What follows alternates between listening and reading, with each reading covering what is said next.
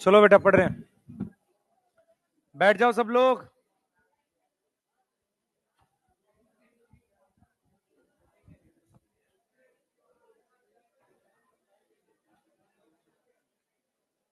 जल्दी इधर आ जाओ। तो क्या यहाँ पे उधर हो जाओ। कौन बैठा है यहाँ पे?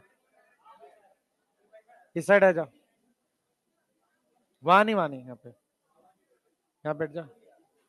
और कल तू वहां कहाँ घूम रहे थे? तू और देख वो, तू भी था साथ में। हाँ शाम में। झूठ बोलेगा? घर तुमसे पूछ नहीं रहा हूँ। तू भी आ गया जल्दी। तू यहाँ पे आ, यहाँ पे, वहां वहां बैठ जल्दी।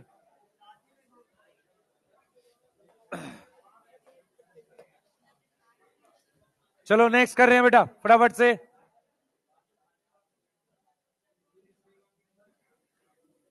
टॉपिक का नाम है टाइप ऑफ आरएनए।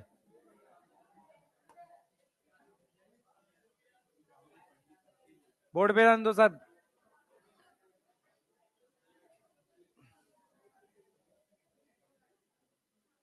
पढ़ाऊं?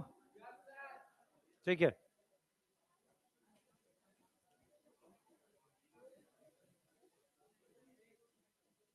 तो चुपके क्यों बैठा भाई? इधर हो जा थोड़ा। इधर हो। अब सुनो ध्यान से। टॉपिक का नाम है टाइप ऑफ आरएनए। इस टॉपिक से श्योरली क्वेश्चन आता है। ठीक है, ध्यान से सुनना, बहुत सारे पॉइंट्स हैं इसमें जो ध्यान रखने हमने हैं। सिलेबस कब दिखते हैं? करा रहे हैं। कल 2 क्लास है तुम्हारी, पहले बता देता हूं। चुप रहो ना। अगर सर्वेसर का आज खत्म हो गया, अगर आज खत्म हो जाता है तो आपकी 2 क्लास है, पहली और तीसरी। ठीक है, फर्स्ट और थर्ड। ठीक है, नहीं लगातार नहीं लूंगा, समझ नहीं आएगा। हाँ वो आपको ऐसा लगेगा जबरदस्ती हो गई। ठीक है, सुनो ध्यान से। कल सुन लो ध्यान से सब लोग। कल आपकी 2 क्लास हैं। एक सुबह 8 बजे है। हाँ 8 बजे, 8:30 है। तुम आओगे 8:45 बजे, दिक्कत ही है। 8 बजे। और दूसरी क्लास जो आपकी थर्ड क्लास होती है वो है बीच में बीएन सर की रहेगी। रीजन क्या है? मैं लगातार लगा दूंगा, उससे नुकसान ये होगा कि आपको सेचुरेट हो जाएगा। ठीक है, तो उसको 2 क्लास पढ़ो प्रॉपर अलग तरीके से कि हाँ एक पहली है एक तीसरी है। ठीक है, संडे को क्लास होगी। अब सुनो ध्यान सुनो बच्चे, चुपचाप सुनोगे तो बोल पाऊंगा मैं। आज के लेक्चर में हम टाइप ऑफ आरएनए पढ़ रहे हैं। कल वाले लेक्चर में हम लोग जेनेटिक कोड पढ़ेंगे और प्रोटीन सिंथेसिस पढ़ेंगे, ट्रांसलेशन पढ़ेंगे, और हो सकता है कल जीन एक्सप्रेशन वगैरह पढ़ें। नहीं तो परसों एनी हाउ ये चैप्टर फिनिश हो जाएगा, बचे ह्यूमन जीनोम प्रोजेक्ट तक। डीएनए फिंगरप्रिंटिंग मैं लाइव नहीं कराऊंगा, रिकॉर्डेड दूंगा, उसके आप डाउट पूछेंगे सिर्फ। ठीक है बेटा, डीएनए फिंगरप्रिंटिंग आपको मैं 1.5-2 घंटा लाइव पढ़ाऊंगा, उसका कोई यूज नहीं है। आप उसको देखो और उसके डाउट पूछो, तो देखेगा वही डाउट पूछ पाएगा। सिंपल सा लॉजिक है। आप देखोगे नहीं तो डाउट नहीं पूछ पाओगे। सही है? सही है, आप देखोगे नहीं डाउट नहीं पूछोगे तो और अच्छा है। क्या चीज? मंजिल में मंथन में किसी एक में मिल जाएगा आपको। ठीक है भाई, समझ नहीं रहे हो आप लोग? क्या होगा? जो देखेगा नहीं वो नहीं पूछेगा। ठीक है, तो जब इकोलॉजी चल रही होगी आपके पास टाइम होगा, आप देख लेंगे। ठीक है, क्लियर? सही है, तो मोस्ट प्रोबेबली हम हो सकता है संडे को इकोलॉजी चालू कर रहे हो। मैं यही हूं जब तक सिलेबस नहीं खत्म होगा। हाँ सिलेबस खत्म करने के बाद ही अब जाओ। आप क्या करना है? एमडी सर थोड़ी आएंगे आप। जब तक मैं हूं कोई नहीं आएगा। तू समझ नहीं रहा। जब तक मैं सिलेबस करा रहा हूंगा तब तक शायद किसी और को इंट्रोड्यूस ना करें। किसी दिन दो, किसी दिन एक। क्यों? तो मैं यहां क्या कर रहा हूं फिर? तेरे को पता है जेनेटिक्स प्रॉपर पढ़ाई है मैंने आराम से। अब मैं इसको आराम से ही समझा रहा हूं, ध्यान सुनो। ओए, अब पिटाई कर दूंगा मैं। कौन से टेस्ट में? तो सुधांशु सर कराएंगे, जा कहां रहे हैं वो? है बस। तो सुधांशु सर को दे देंगे क्लास, क्या हो गया भाई? वो खाली भी तो होने चाहिए। मंथन पढ़ा रहे हैं। देख बेटा साफ सीधी मैं तेरे को एक चीज क्लियर बताता हूं। सिलेबस टाइम से स्टार्टिंग से सबको कराना चाहिए। स्टार्टिंग में बहुत स्लो पढ़ाने से नुकसान कहां होता है कि हम आखिरी में सब जगह फंस जाते हैं, जैसे तुम फंसे हुए हो। तुम लोगों ने भी स्टार्टिंग में नहीं पढ़ा हुआ है, तो अब रिवीजन और नया सिलेबस दोनों साथ फंस गए हैं। इसलिए बोला जाता है स्टार्टिंग से मेहनत किया करो। सेम टीचर के लिए भी अप्लाई है। ठीक है? हाँ, पढ़ाई करो। हेडिंग डालो टाइप ऑफ आरएनए, एक डायग्राम देखेंगे। हेडिंग डालो टाइप ऑफ आरएनए, इस डायग्राम से। बच्चे आप सुनेंगे नहीं, मैं चिल्ला नहीं पाऊंगा, ध्यान से सुनो। कौन सा रिवीजन? ये क्या पढ़ रहे हैं हम? किसका? मैं यहां रुक के रिवीजन नहीं कराऊंगा भाई। क्या रिवीजन करनी है तुझे बता? वाह, डाउट पूछ, अपने डाउट पूछ। ठीक है, मान ले मैं यहाँ रुक के रिवीजन कराऊं, उससे क्या बेनिफिट होगा? बेनिफिट क्या होगा बता? मान ले मैंने कोई चैप्टर अधूरा पढ़ा रखा है, या तोड़ के पढ़ा रखा है, पूरा नहीं पढ़ा रखा, तो लॉजिकल है। सारे असाइनमेंट दे दिए तुम्हें, आराम से करो, कोई दिक्कत नहीं है। ठीक है? हाँ,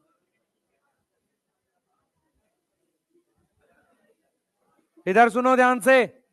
और मैं एक चीज और बताता हूँ बेटा, मैं तेरे को फैक्ट बताता हूँ। सिलेबस होने के बाद जब हम यहाँ रिवीजन लिखेंगे ना, 5 बच्चा बैठता है। हमने बहुत देखा ऐसा, ऑफलाइन में कोई नहीं आता। सब लोग सेल्फ स्टडी करते हैं। कौन आता है? मान लो मैं सेम चीज रिपीट करूंगा, उससे क्या हो जाएगा? सुनो ध्यान से सब लोग। आपके पास आपके पास अलग अलग टाइप के लेक्चर्स हैं कम टाइम में रिवाइज करने के लिए। स्मार्ट वन शॉट है जिसमें एक एक 1.5 घंटे में चैप्टर है। मान ले मेरे को सामने देख के ही करना है, उसका फायदा क्या हुआ? हाँ, मैं एक चीज रिपीट कर रहा हूं आप लोगों से। मैं आप लोगों को किसी ग्रुप में सेपरेट जोड़ सकता हूं, जहां पे आप अपना डाउट डाल दें, मैं डाउट सारे बता दूंगा। नहीं, अलग से बनाऊंगा कुछ मैं, या जो बना हुआ है उसी में ऐड कर देंगे। ठीक है? हाँ, बाकी भाई इस तरह का कोई वो नहीं है, एक्सपेक्टेशन है कि मैं फिर से बुलाऊं आओ पढ़ो। तो ऐसे तो पढ़ाते ही रहेंगे, आप कब पढ़ोगे खुद से? ठीक है, सही है, इसको पढ़ो। तुम क्या चाह रहे हो बताओ? है, तू क्या चाह रहा है बता? खुद कब पढ़ेगा? है, कितनी बार करेगा? कौन सा ड्रॉप है तेरा? Second, third? फर्स्ट ड्रॉप है? अच्छा। अरे यार पढ़ लो ना प्लीज। हाँ, पढ़े। हाँ हाँ, और कोई है जिसको क्लास का निकाल दूं? भास्कर, मैं थोड़ी देर में क्लास से निकाल दूंगा तुझे। आ रहा हूं, पढ़ाया नहीं अभी।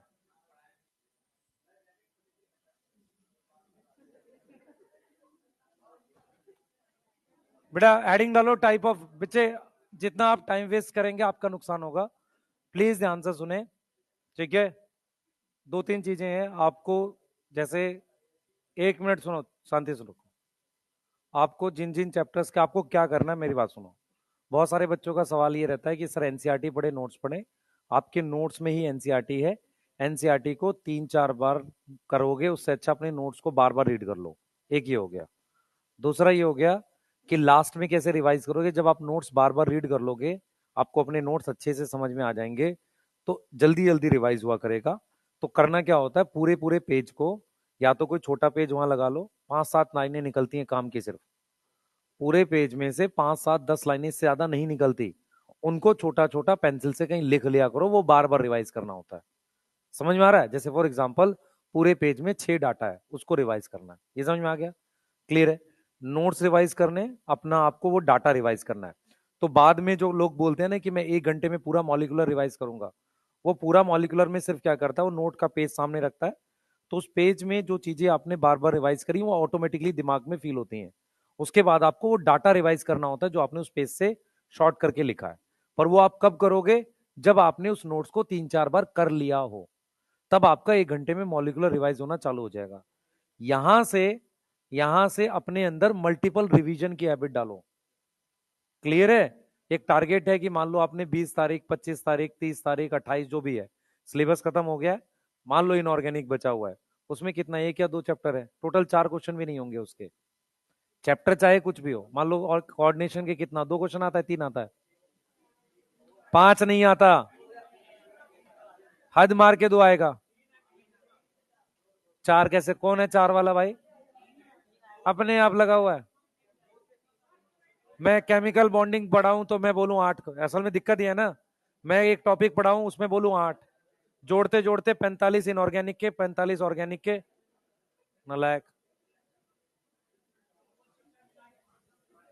टोटल 13-14 क्वेश्चन आते हैं, सबसे ज्यादा क्वेश्चन ऑर्गेनिक का आता है। हाँ, किसी किसी पेपर में इतना तो हमें भी पता है। पढ़ो बस, टॉपिक पढ़ रहे हैं, अपने नोट्स रिवाइज करने हैं। असाइनमेंट में सिर्फ डोपा प्राइम बनाना है, इसके अलावा कुछ नहीं बनाना आपने। माइलस्टोन के टेस्ट की ये सारा इकट्ठा करके एक जगह दे दूंगा मैं आपको, आपने सिर्फ वो सॉल्व करना है। सबके वीडियो सॉल्यूशंस मिल जाएंगे। कल या परसों मैक्सिमम आपके मैं लाइव डिस्कशन लगाने स्टार्ट कर दूंगा डोपा प्राइम के। जिसको लाइव सॉल्व करना है लाइव सॉल्व कर लो। और सबसे पहले लगाएंगे प्रिंसिपल के, प्रिंसिपल का पहला दे दिया है, सेकंड थर्ड फिर मॉलिक्यूलर के। ठीक है, आप लाइव आके उसको सॉल्व कर लो, साथ में आपने कर भी लिया तो भी आपको पता चल जाएगा। ये हो गया। आपको सिर्फ नोट्स रिवाइज करने हैं डोपा प्राइम के, 3-4 बार मल्टीपल बार सॉल्व कर लो बस, इसके अलावा कुछ नहीं करके जाना आपने। क्लियर है? अपने टेस्ट दो, जब भी आप कोई टेस्ट दो उसके लिए उसको एनालाइज किया करो बस। एनालाइज का सिंपल मतलब 2 होता है। एक, अगर आपने टेस्ट देने के बाद ये देखा कौन से टॉपिक गलत है, उसको नहीं पढ़ा, तो कोई फायदा नहीं है टेस्ट देने का। 90% बच्चे टेस्ट देके बंद करके रख देते हैं, कुछ और पढ़ते हैं कि ये तो मुझे आता है। आपको टेस्ट देने के बाद 2 घंटे खराब करने हैं उस टेस्ट पे। कैसे? जो टॉपिक आपके गलत हुए उनको दोबारा याद करो। जो प्रॉब्लम है आपकी मार्क्स इंप्रूव नहीं हो रहे, उसका यही सोल्यूशन है और कुछ नहीं है। समझ में आ रहा है? शॉर्ट नोट्स ये दे दिया वो दे दिया, सब मिथ है। फाइनली क्या होगा, आपको अपने नोट्स याद आएंगे वहां पर। बहुत सारे बच्चों के साथ क्या होता है, जो मैं लैंग्वेज लिखता हूँ वो लिख लेता है, जब वो नोट्स रिवाइज करता है तो वो कंफर्टेबल फील नहीं करता। इसका मतलब आप क्या करो, नोट्स को बार बार रीड करो, अपने हिसाब से कुछ लाइनें वहां लिखनी है, उसको लिखकर उसको एक फाइनल फॉर्म में रखा करो। और जो भी पूरे पेज पे 5 या 4 लाइनें काम की होती हैं, उन्हीं लाइनों को लिख लिया करो पेंसिल से। और बार बार नोट रिवाइज करने के बाद वो 4 लाइनें इंपॉर्टेंट है। मेरे पास कुछ लाइनें ऐसी होती है जिनकी ज्यादा रिवीजन लगती है, भूल ज्यादा जाते हैं।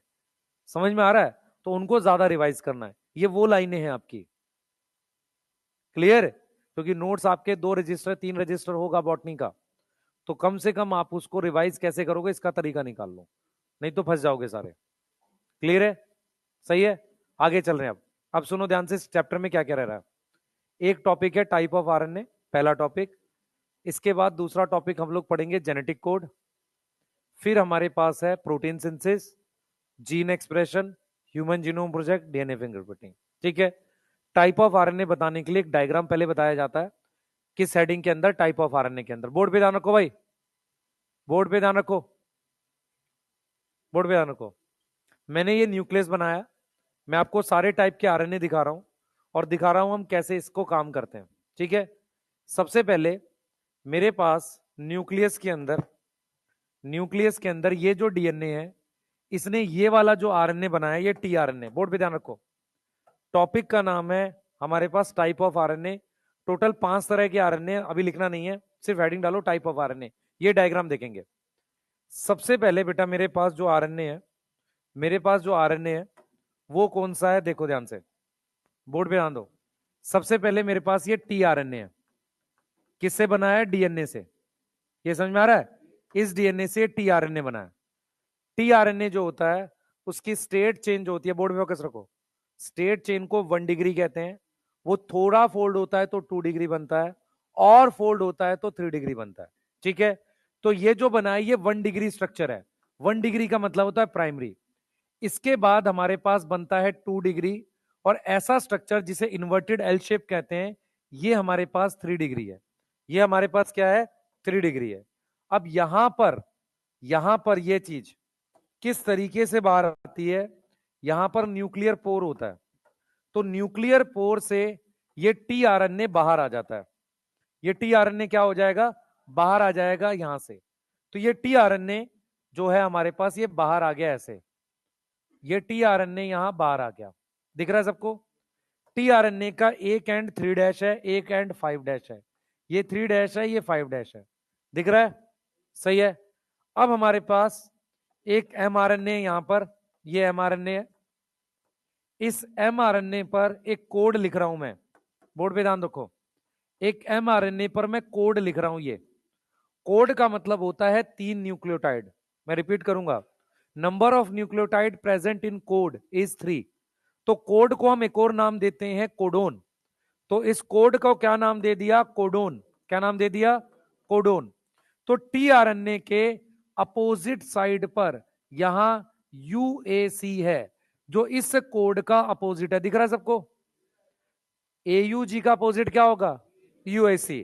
तो इसका मतलब इसके पास एंटी कोड है, एंटी कोडोन है, यस, एंटी कोडोन है, सही है। अब ये जो टीआरएनए मैंने बनाया है, ये इस पर कोई अभी अमीनो एसिड नहीं जुड़ा हुआ। अब यहां पर मैं इस टीआरएनए पर वो अमीनो एसिड जोड़ूंगा जो इस कोड के हिसाब से है। इस कोड के हिसाब से अमीनो एसिड जुड़ेगा मिथ्योनिन। क्या जुड़ेगा, मिथ्योनिन। तो यहां पर मेरे पास क्या है, यहां पर मेरे पास क्या है, यहां पर आ गया यूएसी। क्या आ गया यहां पर, यूएसी प्रेजेंट है। तो ये एंटी कोड है, ये क्या है, कोड है। अब मैं आपसे एक सवाल पूछ रहा हूं, ध्यान सुनेंगे।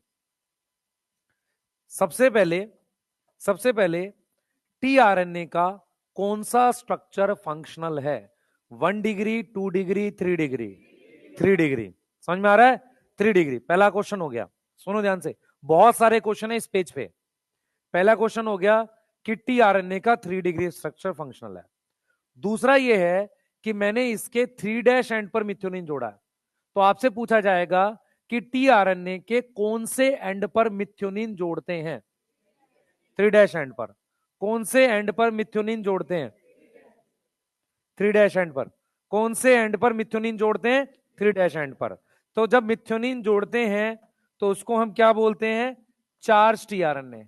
उसको हम क्या बोलते हैं, चार्ज टीआरएनए। समझ में आ रहा है, यस।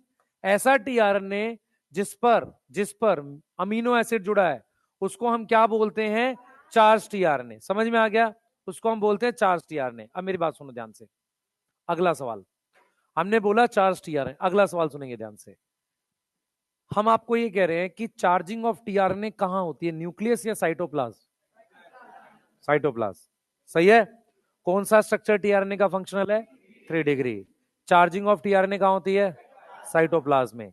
चार्जिंग ऑफ टीआरएनए कौन से एंड पर होती है, 3 डैश एंड पर। याद हो रहा है, टीआरएनए दो काम करता है, टीआरएनए दो काम करता है। अपने एंटी कोडोन से इस कोड को रीड करता है, दूसरा इस अमीनो एसिड को लेकर आता है राइबोसोम के पास। टीआरएनए के दो रोल हो गए, पहला कोड रीड करेगा किस पर, एमआरएनए पर, किसकी मदद से, एंटी कोडोन की मदद से, सही है। दूसरा अमीनो एसिड को लेकर आएगा किस पर, 3 डैश पर। कौन सा टीआरएनए आएगा राइबोसोम के पास, चार्ज। कौन सा आएगा, चार्ज वाला आएगा, ये राइबोसोम है। तो राइबोसोम के पास कौन सा वाला आता है, चार्ज। तो अगर मैं आपसे कहूं सबसे पहले मुझे टीआरएनए जो है उसके बारे में पढ़ना है, तो पहले टाइप का आरएनए टीआरएनए हो गया, लिखना नहीं कोई। टीआरएनए को हम कहते हैं सॉल्यूबल आरएनए, सॉल्यूबल क्योंकि 3 डिग्री स्ट्रक्चर है। इसी को एडेप्टर बोलते हैं। एडेप्टर का मतलब होता है कि ये दो काम करता है। तो ये क्या करता है, सबसे पहले रीड करता है कोड। क्या करता है, रीड करता है कोड ऑन एमआरएनए। किस पे पढ़ता है, एमआरएनए पे। दूसरा काम क्या करता है, ये ब्रिंग करता है अमीनो एसिड को। ब्रिंग करता है किसको, अमीनो एसिड को। कहां पर, at ribosome, at site of protein synthesis. Ribosome क्या है, साइट ऑफ प्रोटीन सिंथेसिस। यहां तक कोई दिक्कत है किसी को? तो हमने 4-5 क्वेश्चन यहां सॉल्व किए। अगला आप आ जाओ इस डायग्राम पे फिर से। अब मेरे पास ये भी एक डीएनए है। इस डीएनए से एक आरएनए बना है जिसे एचएनआरएनए कहते हैं। कौन सा आरएनए कह रहे हैं, एचएनआरएनए। एचएन का मतलब होता है हेट्रोजीनस। होमोजीनस का मतलब होता है एक जैसा। हेट्रोजीनस का मतलब यहां पर दो हो सकता है, या तो साइज अलग अलग हो सकते हैं, या उसमें इंट्रॉन एक्सॉन प्रेजेंट है, इसलिए हेट्रोजीनस कह रहे हैं, मतलब दो चीजें हैं। ठीक है। एचएनआरएनए जो है, जिसके पूरा नाम है हेट्रोजीनस न्यूक्लियर आरएनए, उसकी मॉडिफिकेशन करते हैं। उसकी क्या करते हैं, मॉडिफिकेशन करते हैं। सही है। मॉडिफिकेशन करके हम बनाते हैं एमआरएनए। ऐसी मॉडिफिकेशन जो आरएनए में हो, इसका मतलब वो ट्रांसक्रिप्शन के बाद होगी। ऐसी मॉडिफिकेशन को कहते हैं पीटीएम, पोस्ट ट्रांसक्रिप्शनल मॉडिफिकेशन। क्या बोलेंगे, पोस्ट ट्रांसक्रिप्शनल मॉडिफिकेशन, क्योंकि वो ट्रांसक्रिप्शन के बाद हुई है। तो यदि आपसे पूछा जाए location of post transcriptional modification, nucleus, nucleus है, बोलो। ठीक है। तो मॉडिफिकेशन, पोस्ट ट्रांसक्रिप्शनल मॉडिफिकेशन कहां हो गई, न्यूक्लियस हो गई। कहां हो गई, न्यूक्लियस हो गई। तो भाई ये हमारे पास ट्रांसक्रिप्शन करी एचएनआरएनए की, सही, एचएनआरएनए बना, इसकी मॉडिफिकेशन से क्या बना, एमआरएनए। अब क्या करेंगे बताओ, अब क्या करेंगे, एमआरएनए को बाहर ले आओ। कहां लाएंगे एमआरएनए को, बाहर। तो एमआरएनए न्यूक्लियर पोर से बाहर आ गया। तो न्यूक्लियर पोर से कौन कौन सा आरएनए बाहर आता है, टीआरएनए, एमआरएनए। सही है। एमआरएनए को बाहर ले आए, और इस एमआरएनए को बाहर लाकर इससे हम प्रोटीन बनाएंगे। इससे हम क्या करेंगे, प्रोटीन बनाएंगे। इसको बाहर ले आए। यहां तक समझ में आ रही है? ठीक है। तो सबसे पहले एचएनआरएनए क्या साइटोप्लाज्म में मिल सकता है, नहीं। एचएनआरएनए सिर्फ कहां मिलेगा, न्यूक्लियस में। एचएनआरएनए की मॉडिफिकेशन करके एमआरएनए बनता है। इसको हेट्रोजीनस क्यों बोल रहे हैं, क्योंकि इसमें एक नॉन कोडिंग रीजन है जिसको इंट्रॉन बोलते हैं और इसको एक्सॉन बोलते हैं। ठीक है। तो आपने क्या किया, इसको काट कर छोटा कर दिया, यहां पे रिमूव किया, इसको बाहर लाए और इससे अपने यहां प्रोटीन बना रहे हैं। अब आ जाओ तीसरे आरएनए पर। ये जो लोकेशन है डीएनए की, ये इसने आरएनए बनाया आरआरएनए। ठीक है। हमने क्या बनाया, आरआरएनए। ठीक है। आरआरएनए जो बना, आरआरएनए जो बना वो फोल्ड हो गया, आरआरएनए फोल्ड हो गया। और मैंने क्या किया, बाहर से कुछ प्रोटीन ले गया हूं अंदर। ये प्रोटीन है जो अंदर ले गया हूं। प्रोटीन अंदर क्यों ले जाएंगे, क्योंकि मुझे प्रोटीन की जरूरत है अंदर। मैंने क्या किया यहां पे, ये आरआरएनए था। आरआरएनए की फुल फॉर्म राइबोसोम, सब राइबोसोमल आरएनए हो गया। प्रोटीन प्लस ये आरआरएनए, ये दोनों मिलकर एक स्ट्रक्चर बना रहे हैं जिसे राइबोसोम की सब यूनिट कह रहे हैं। राइबोसोम की सब यूनिट कब बनती है, जब मेरे पास आरआरएनए और प्रोटीन आपस में मिलते हैं। और ये सब यूनिट कौन कौन सी हैं, दो हैं। ये कौन कौन सी, दो सब यूनिट बनती है हमारे पास, दो सब यूनिट बनती है। एक बनती है मेरे पास 30s और एक बनती है 50s, नहीं, एक बनती है 40s क्योंकि यूकैरियोट है, और एक बनती है 60s। तो 60s और 40s यहां बन गए। क्लियर है? मैं रिपीट कर रहा हूं, प्रोटीन बाहर से अंदर गई, ये मेरे पास आरआरएनए है। ठीक है। आरआरएनए और प्रोटीन मिलके क्या बन गया, राइबोसोम की सब यूनिट। ये दोनों बाहर आ गए। कौन कौन बाहर आ गए, 40s बाहर आ गया, और कौन बाहर आ गया, 60s बाहर आ गया। इसका मतलब 40s अलग बाहर आया है, 60s अलग बाहर आया है। ये दोनों तब जुड़ते हैं, ध्यान सुनेंगे, ये दोनों तब जुड़ते हैं जब इनको प्रोटीन बनानी होती है एमआरएनए पर, नहीं तो ये जुड़ते नहीं हैं। ये दोनों तब जुड़ते हैं जब इनको प्रोटीन बनानी होती है, नहीं तो ये नहीं जुड़ते हैं। मेरी बात समझ में आ रही है? बोलो, नहीं तो ये नहीं जुड़ते हैं। तो इसका मतलब ये हुआ कि ये सब यूनिट तब जुड़ेगी जब प्रोटीन बनानी होगी, और इनको जुड़ने के लिए मैग्नीशियम चाहिए होता है। अब कहानी ध्यान से सुनेंगे क्या है। कहानी ये है कि प्रोटीन न्यूक्लियर पोर से अंदर जाती है।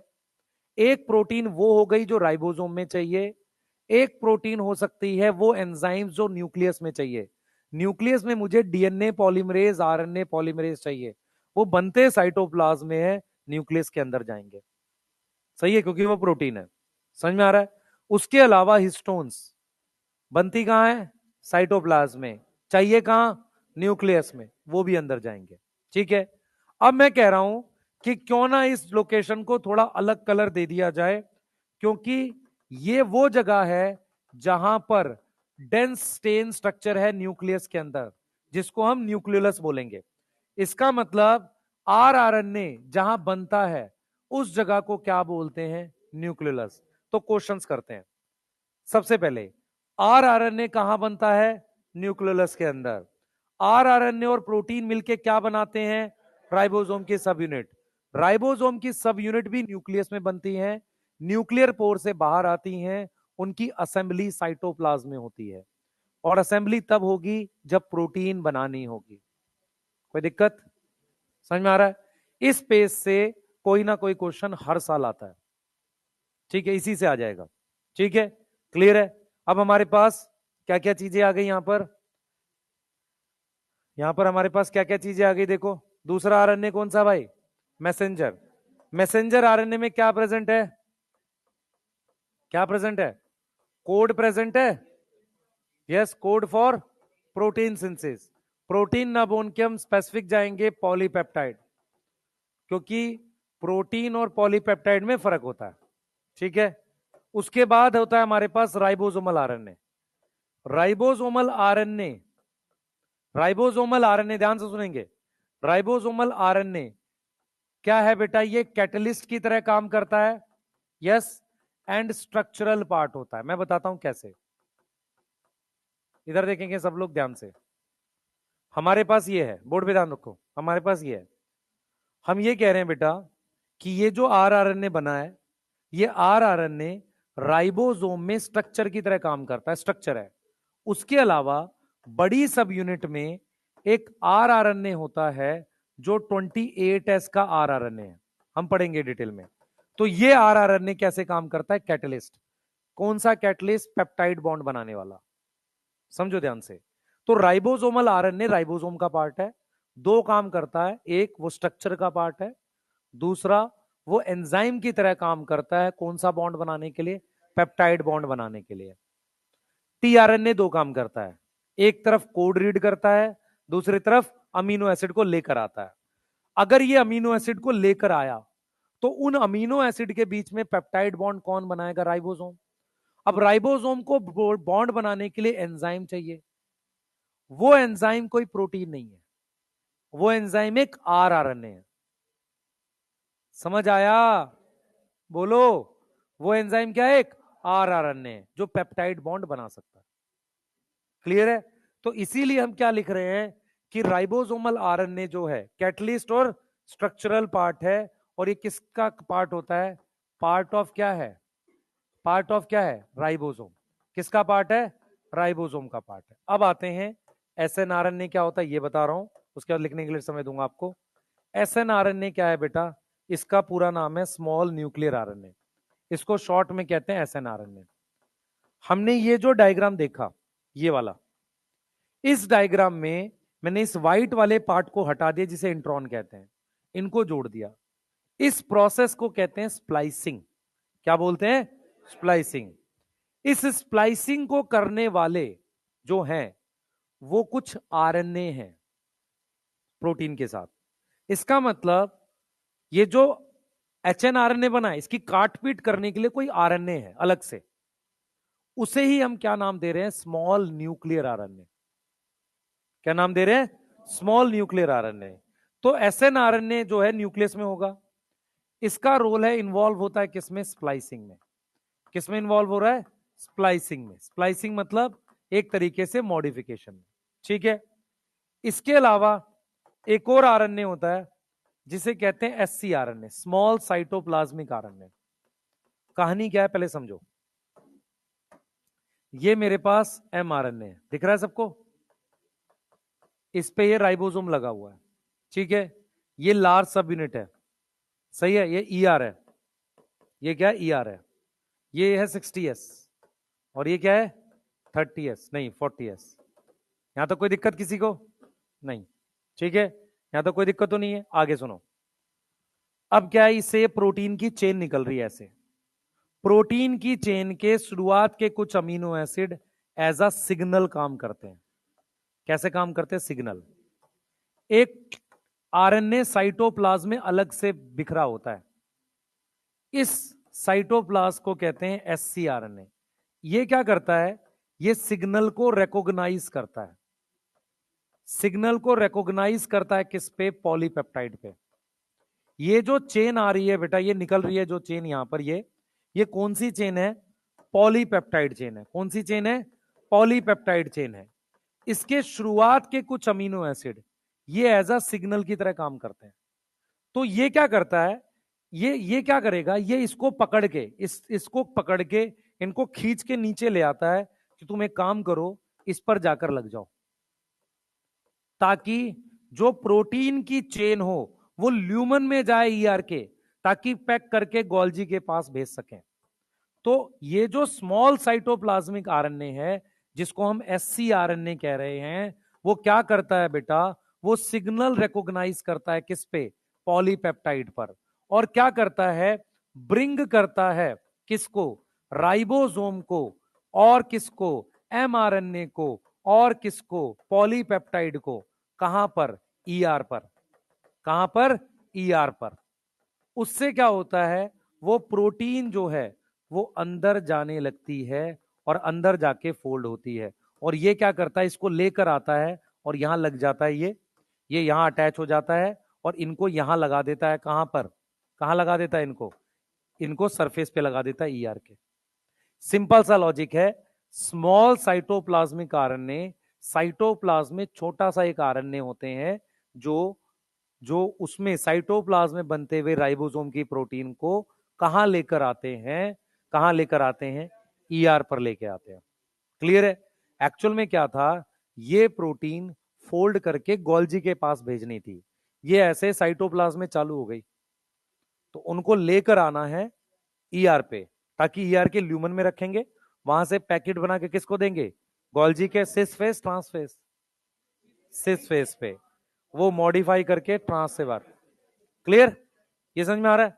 अब अगर मैं देखूं यहां पर, इसका ये बताने का वैसे नीड नहीं है, PYQ में शायद 14 या 15, 2014-15 में ये क्वेश्चन था कि सिग्नल रिकॉग्निशन पार्टिकल, इस ScRNA का एक और नाम है सिग्नल पहचानने वाला, recognition particle, signal recognition particle, in short SRP कहते हैं।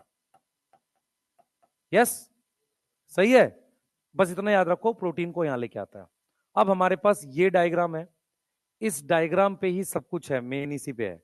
अगर मैं इनकी ऑब्जर्वेशन लिखने जा रहा हूं, ठीक है, पहले आप ये वाला बना लो, ये वाला लिख लो, या अगर आपने डायग्राम पहले बनाया डायग्राम बना लो। सिर्फ इतनी जगह रखनी है इसको लिखने के लिए, पहले लिख लो फिर डायग्राम बनाना।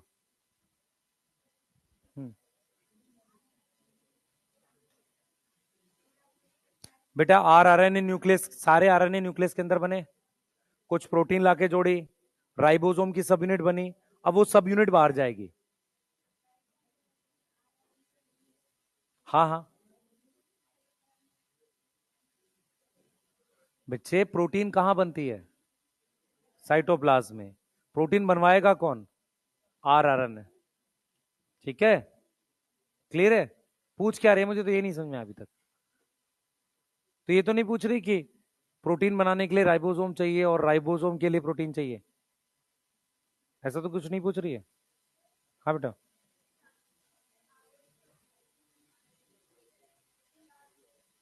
नहीं नहीं, अलग अलग जीन से अलग अलग आरएनए बन रहा है, ऐसा नहीं कि एक बड़ा आरएनए बना दिया काट के ठीक। संजय वहां से खड़ा हो, अलग बैठ, अलग बैठ जल्दी से, 1 मिनट में अलग हो जाओ वहां से, हट वहां से, बात कर रहा है।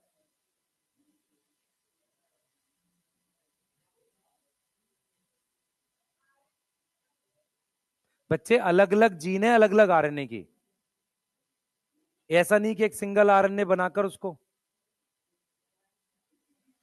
वहीं बैठ, कोई नहीं।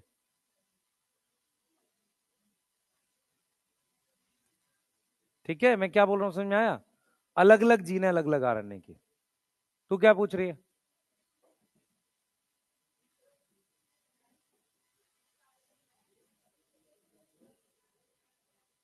एक्चुअल में टी आरएनए और आर आरएनए की हमेशा जरूरत है। प्रोटीन जो है उस हमेशा बननी है कोई ना कोई, तो टी आरएनए और आर आरएनए तो हमेशा बनते रहते हैं। हाँ भाई 1 मिनट, कितने लोगों को पता है कॉन्स्टिट्यूटिव जीन क्या होती है? What are constitutive genes? Another name for constitutive gene is house keeping genes. क्या होती है ये? ये भी नहीं पता? Good, very good. अब सुनो ध्यान से, नहीं पता तो सुन लिया करो। हमारे पास जो जो हॉस्पिटल्स हैं, मॉल्स हैं, उनमें एक डिपार्टमेंट है हाउस कीपिंग डिपार्टमेंट, जो कभी छुट्टी पे नहीं होता, क्योंकि सारा सिस्टम उनके उनको चलाना है। ठीक है, कोई छुट्टी पे है तो इसका मतलब उनमें जो लोगों को नौकरी पे रखा जाता है 3 शिफ्ट में, 8-8 घंटे की 3 शिफ्ट है, या 12-12 घंटे की 2 शिफ्ट है। ठीक है, सिंपल सा लॉजिक है। ऐसे ही क्या है, सेल के अंदर कुछ ऐसी जीन्स होती हैं जो कभी छुट्टी पे नहीं होती, मतलब वो हमेशा अपना प्रोडक्ट बनाती रहती हैं। ऐसी जीन आर आरएनए और टी आरएनए की होनी चाहिए, क्योंकि प्रोटीन कोई ना कोई हमेशा चाहिए। कंट्रोल किसको किया जाता है? जो नॉन कॉन्स्टिट्यूटिव जीन होती है, मतलब कंट्रोल आप उसको करोगे जिसको छुट्टी अलाउड है। समझ आ रहा है? बोलो, समझ आया? ऐसी जीन जो हमेशा ऑन रहती हैं, जिन्हें कभी ऑफ करने की जरूरत ही नहीं है, वो कौन है? टीआरएनए और आरआरएनए, उन्हें कॉन्स्टिट्यूटिव जीन कहते हैं। सही है? समझ आया नहीं आया? क्लियर है? तो टीआरएनए आरआरएनए हमेशा बनता रहता है। जो एमआरएनए है वहां पर कंट्रोल डालते हैं कि भाई इसको बनाना है कि नहीं बनाना। नहीं समझ आया क्या? बोलो। ठीक है, क्लियर है? तो आप जो पूछ रहे हो बेटा उसको बता रहा हूं मैं। तो हमारे पास टीआरएनए बनाने की अलग जीन है, आरआरएनए बनाने की अलग जीन है, एमआरएनए बनाने की अलग जीन है। आरआरएनए न्यूक्लियस में बना के उसको कहां लाते हैं? साइटोप्लाज्म में। आरआरएनए को पर लाते कैसे हैं? राइबोसोम की सब यूनिट बना के। आरआरएनए न्यूक्लियस में कहां बनता है? न्यूक्लियोलस में। ठीक है, अगर किसी सेल को ज्यादा प्रोटीन बनानी है तो वो ज्यादा आरआरएनए बना रहा होगा, तो इस वजह से न्यूक्लियोलस ज्यादा बड़ा और गाढ़ा दिखेगा। समझ आ रहा है? एनसीईआरटी पढ़ोगे सेल वाले चैप्टर में, साइज और नंबर न्यूक्लियोलस का वेरिएबल होता है। समझ आया? मान लो ज्यादा आरआरएनए बन गया तो ऐसा लगेगा ज्यादा एरिया में फैल गया वो। समझ आया? तो साइज और नंबर क्या है? वेरिएबल है, किसका? न्यूक्लियोलस का। चेक कर लो भले, एनसीईआरटी सेल वाले में लिखा है। हाँ बेटा,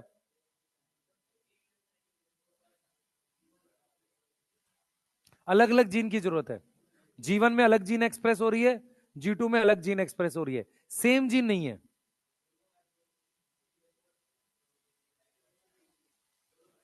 दोनों बार जाएगा, पर एमआरएनए अलग होगा, टीआरएनए तो सेम ही है। अलग क्या होगा? मान लो मैं कहता हूं जी1 और जी2 में प्रोटीन अलग अलग बन रही है, तो कौन सा आरएनए अलग बन रहा होगा? एमआरएनए अलग बन रहा होगा। ठीक है, तो दोनों बार। और आरएनए हमेशा, भाई मना किया मैंने, साथ नहीं बैठना है। नहीं, वहां से खड़े हो जाओ एक जना, पढ़ाई करो बेटा, क्लास चल रही है। मानो मेरी बात अब। आप लोग समझ नहीं रहे हो अभी भी?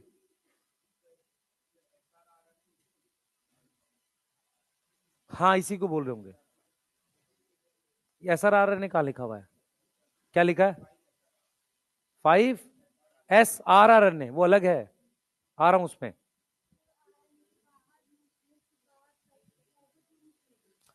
राइबोसोम की सब यूनिट की फॉर्म में आ रहा है R R N A. Structural मतलब स्ट्रक्चर का भी पार्ट है, अभी आऊंगा उस पर मैं। भाई वो डायग्राम बनाओ, लिख लिया ये? अरे ये लिख लिया? जल्दी बनाओ डायग्राम, जल्दी। डायग्राम खुद से बनाओ तो थोड़ा समझ भी आएगा, जल्दी बनाओ।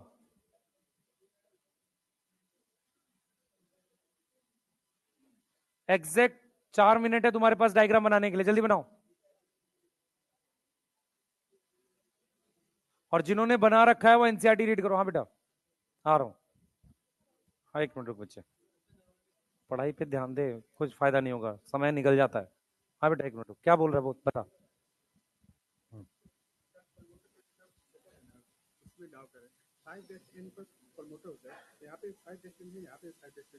तो ये कोडिंग स्टैंड है, ये कोडिंग स्टैंड है।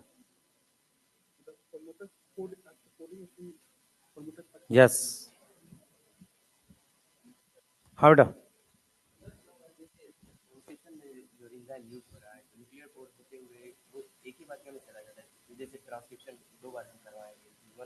हाँ तो जो पहले से पड़ा रहेगा पड़ा रहेगा। हाँ कर यूज कर सकते हैं, और जब और चाहिए तो और भेजेंगे। हाँ क्या?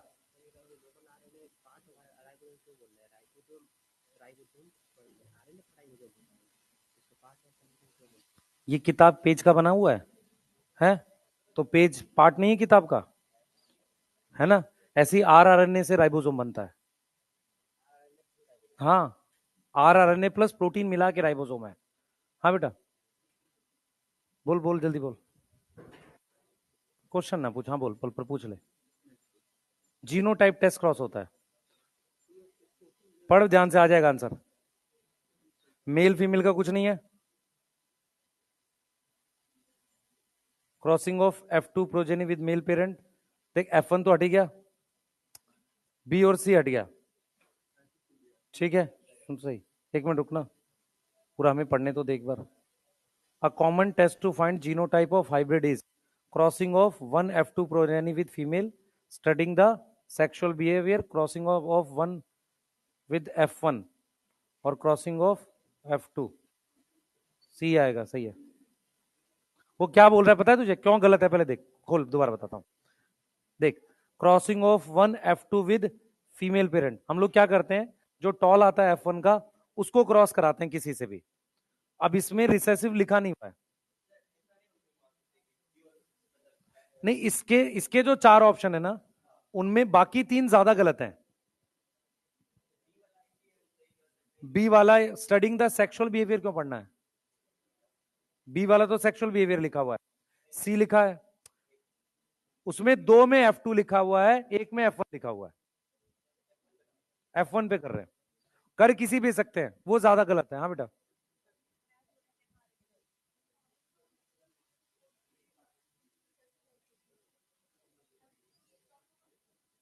हाँ, जब प्रोटीन बन जाएगी राइबोसोम हट जाएगा।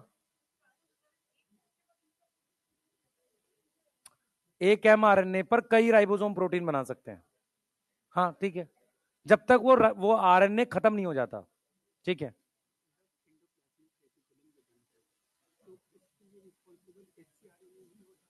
नहीं हमेशा नहीं, कुछ में तो लगे ही रहते हैं वो, और कुछ में साइटोप्लाज्म से लेकर वहां लगाते हैं। हाँ ठीक है, और पूछो। हाँ HNRNA से mRNA बनना, हर एक इंट्रॉन की वजह से है ना। अगर एक ही चीज होती उसमें तो होमोजीनस होता, दो चीजें हैं तो हेट्रोजीनस है। हेट्रो का क्या मतलब होता है? अलग अलग। हाँ बेटा, चार्ज का मतलब होता है उस पर क्या लगा हुआ है, अमीनो एसिड। जिस पर अमीनो एसिड लग गया वो चार्ज हो गया। इसमें उसमें क्या फर्क है?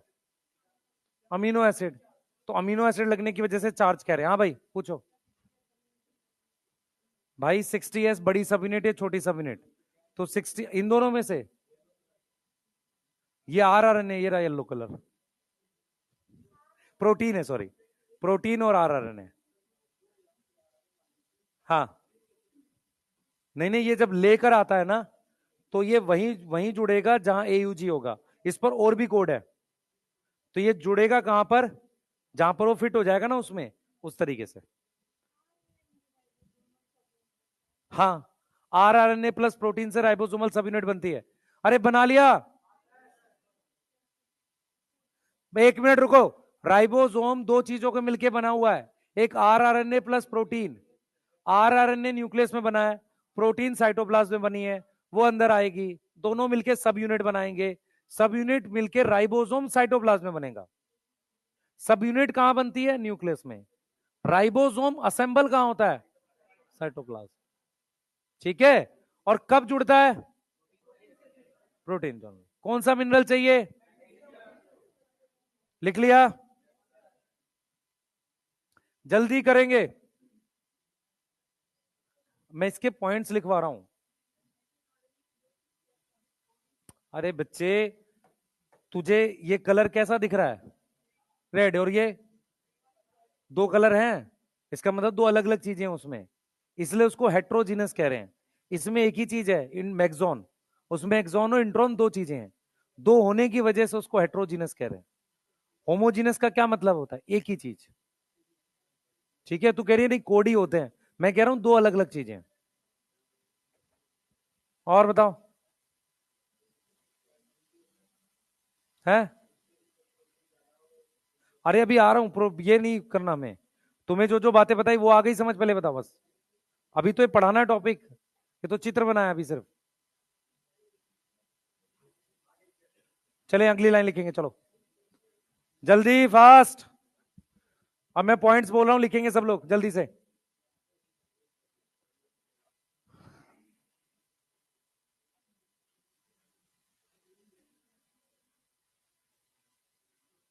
संजय लिख लिया बेटा तूने, जल्दी बना।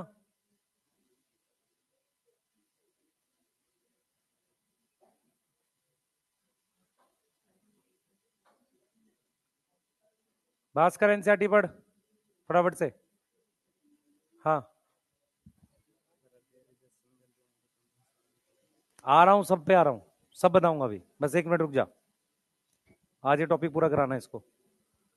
इससे बेटा श्योरली एक क्वेश्चन आएगा, दो भी आ सकते हैं, और ये सबसे ज्यादा इंपॉर्टेंट टॉपिक है इस चैप्टर का। बना लिया डायग्राम, साथ के साथ लिखना चालू करेंगे जो जो पॉइंट्स में लिख रहा हूं। डिक्टेट करूं, लिखोगे, लिख लोगे, बोल लिखूं मैं। फर्स्ट पॉइंट लिखेंगे, मैं यहां से बोल रहा हूं। फर्स्ट पॉइंट लिखो, नीचे लिखो, हेडिंग डालो इंपॉर्टेंट पॉइंट्स। इंपॉर्टेंट पॉइंट्स ऐसे करके लिखो उसमें, ताकि आपको याद रहे, नहीं तो ये याद नहीं आएगा कुछ भी। सबसे पहले लिखो,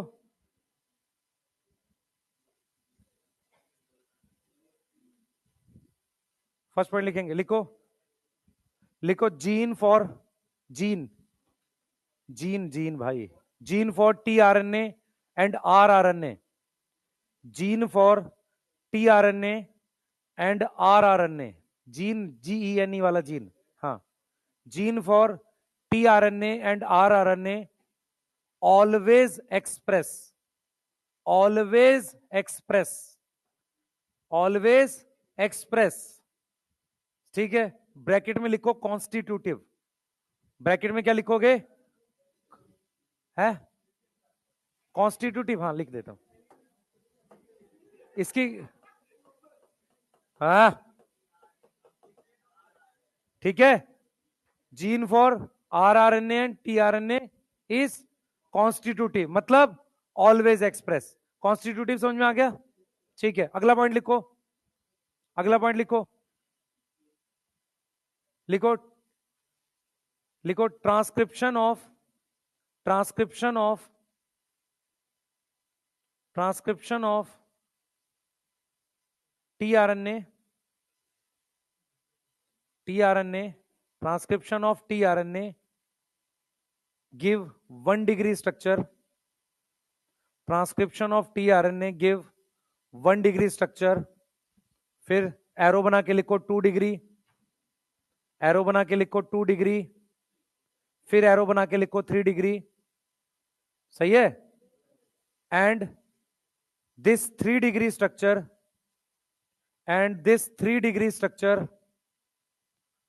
move from this 3-degree structure, कहां से कहां मूव किया है? हाँ, move from nucleus to cytoplasm, किसके थ्रू? हाँ, move from nucleus to cytoplasm through nuclear pore complex, nucleus to cytoplasm through nuclear pore complex. सही है, ठीक है। अगला पॉइंट,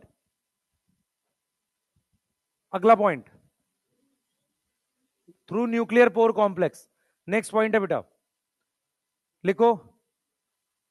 लिखो tRNA have code opposite to mRNA. सही है, tRNA have code opposite to mRNA. Opposite समझ में आता है? Opposite to mRNA, known as anticodon, उसको क्या बोलेंगे? एंटीकोडोन बोलेंगे। यूज टू रीड, क्या यूज करेंगे इसका? इसी में लिखेंगे use to read code on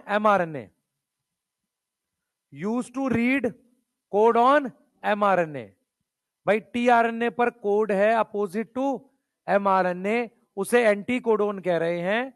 उसको यूज करते हैं किसका कोड रीड करने के लिए? एमआरएनए का। समझ में आ रहा है? ठीक है। उसके बाद लिखो टीआरएनए व्हेन चार्ज्ड। अगला point, tRNA when charge, tRNA जब चार्ज है, when charge, amino acid bracket में लिखो स्पेसिफिक, कोई भी नहीं उठ के जुड़ जाएगा। हाँ, ब्रैकेट में लिखो स्पेसिफिक, अमीनो एसिड ब्रैकेट में लिखो specific, bracket close, specific, attach eight 3' and, attach eight 3' and. सही है, 3' एंड कहां पर? Cytoplasm, in cytoplasm. ठीक है, बोलो सही है। उसके बाद लिखो अगला पॉइंट, लिखो transcription of DNA also give hnRNA, transcription of DNA also give hnRNA. ठीक है, ब्रैकेट में नाम लिखो उसका पूरा, हेट्रोजीनस न्यूक्लियर आरएनए, बेटा transcription of DNA also give hnRNA, bracket में लिखो हेट्रोजीनस न्यूक्लियर आरएनए। कोई दिक्कत है किसी को? हेट्रोजीनस न्यूक्लियर आरएनए, कौन सा RNA? Nuclear RNA, heterogeneous nuclear RNA. ठीक है, विच इज मॉडिफाइड,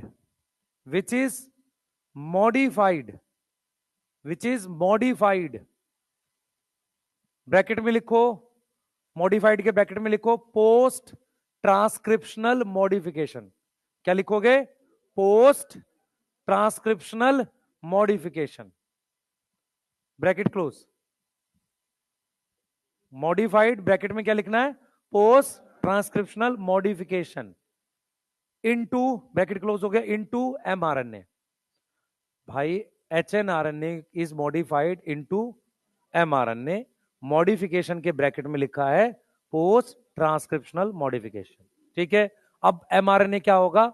बाहर आएगा और कोड देगा ट्रांसलेशन के लिए। लिख लो इस बात को, mRNA move from nucleus, mRNA move from nucleus to cytoplasm, mRNA move from nucleus to cytoplasm.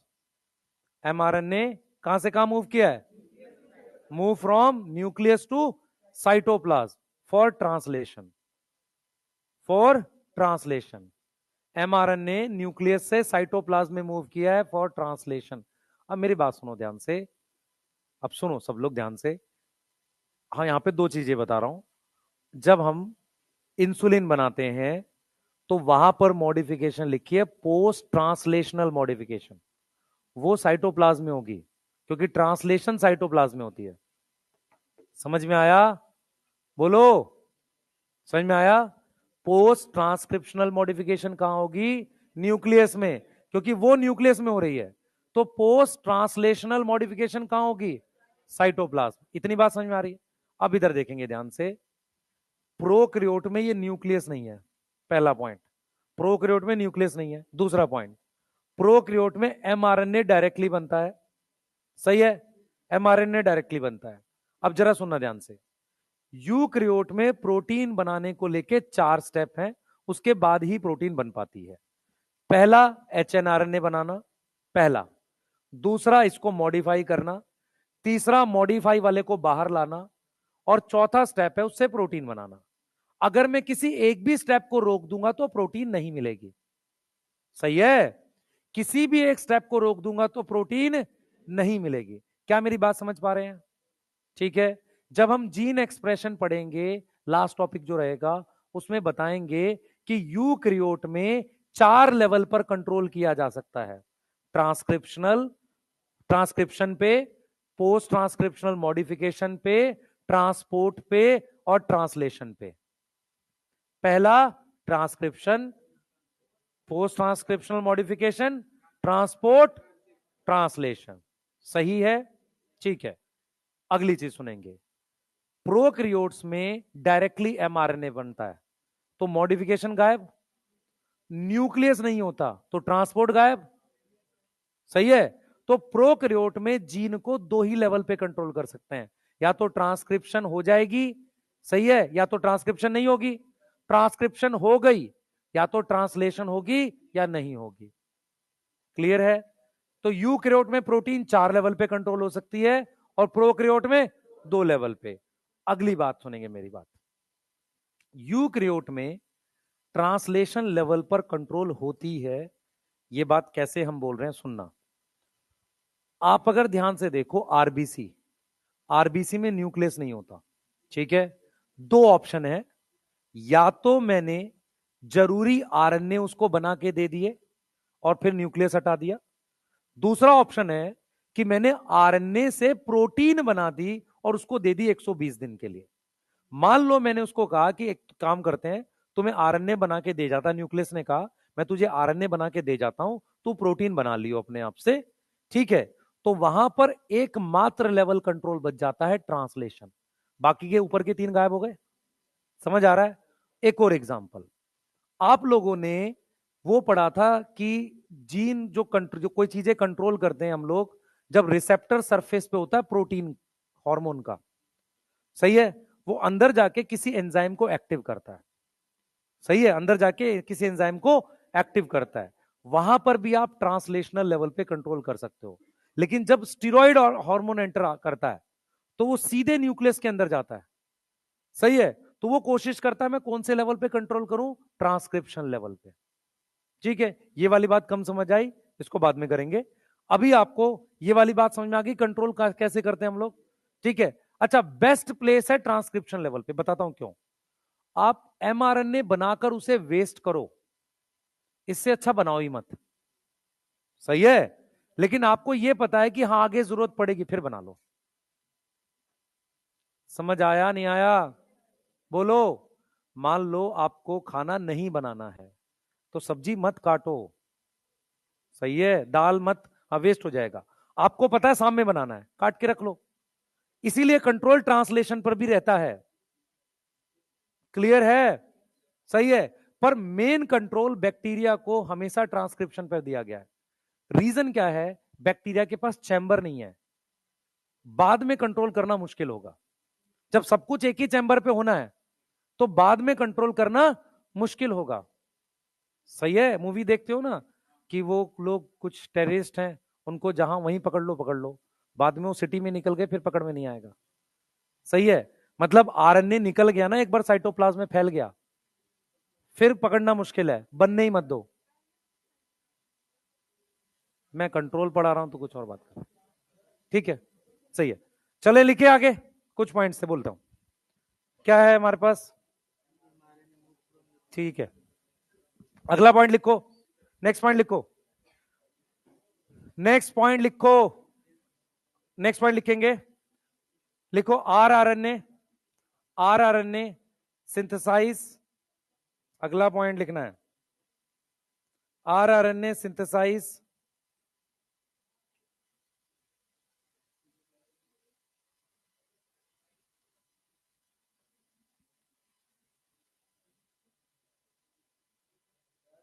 हाँ क्या बोल रहा था, भूल गया मैं, rRNA synthesize,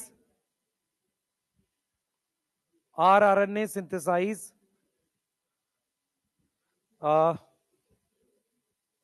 inside nucleolus, rRNA synthesize inside nucleolus, rRNA synthesize inside nucleolus, ठीक है, rRNA को हम सिंथेसाइज कर रहे हैं किसके अंदर, इनसाइड न्यूक्लियोलस, ठीक है, क्लियर है, ठीक, इनसाइड न्यूक्लियोलस। उसके बाद लिखो, लिखो आरआरएनए कंबाइन विद, कॉमा करके लिख लो, rRNA combine with protein, rRNA combine with protein क्या बनाएगा, to form ribosome subunit, rRNA combine with protein to form ribosome subunit, क्या बना रहा है, राइबोसोम की सब यूनिट बना रहा है, क्या बना रहा है, राइबोसोम की सब यूनिट बना रहा है, यहां तक समझ में आ रहा है, राइबोसोम की क्या बना रहा है, सब यूनिट बना रहा है, ठीक है बेटा, ये पेन है ना, इधर रबड़ लगा दे, इधर से मिटो लेंगे, इधर से लिख लेंगे, क्यों क्यों परेशान है, आरआरएनए बड़ा है अच्छा खासा, कैटलिस्ट की भी तरह, और सब यूनिट बनाना तो उसका स्ट्रक्चर है, काम तो करेगा कुछ, लिखोगे अगला, लिखो, लिखो राइबोसोम सब यूनिट, राइबोसोम सब यूनिट्स, अगला लिखेंगे, इसी में लिख लेंगे, राइबोसोम सब यूनिट्स कहां मूव करेंगी, हाँ, ribosome subunits move from nucleus to cytoplasm, ribosome subunit move from nucleus to cytoplasm, nucleus ही है न्यूक्लियस, ठीक है, ये और आया भाई, इसलिए नहीं पढ़ाना चाहिए, कम सवाल पूछोगे, है ना, बन गया भाई वो राजा, इधर पढ़ ले, लिखो न्यूक्लियस टू साइटोप्लाज्म, हाँ बस, nucleus to cytoplasm and combine only during protein synthesis है, दिखा क्या है, तो राइटिंग गंदी है, दिखा इसकी भी गंदी है, ribosome subunit move from nucleus to cytoplasm and combine only during protein synthesis, ठीक है, क्लियर है, अगर मैं आपसे कहूं साइटोप्लाज्म में क्या दिखेगा, राइबोसोम या राइबोसोम सब यूनिट, राइबोसोम सब यूनिट, राइबोसोम हमेशा एमआरएनए के साथ दिखेगा, क्लियर है, अकेला नहीं मिलेगा, अकेला राइबोसोम नहीं मिलता है, आ जाओ, आरआरएनए इसकी डिटेल देख रहे हैं, बोर्ड पे ध्यान रखो, अब टाइप ऑफ आरएनए डिटेल में पढ़ रहे हैं, और यहां से एक बहुत, यार कितनी बात करते हो तुम लोग, भाई पढ़ लो प्लीज, इधर देखो,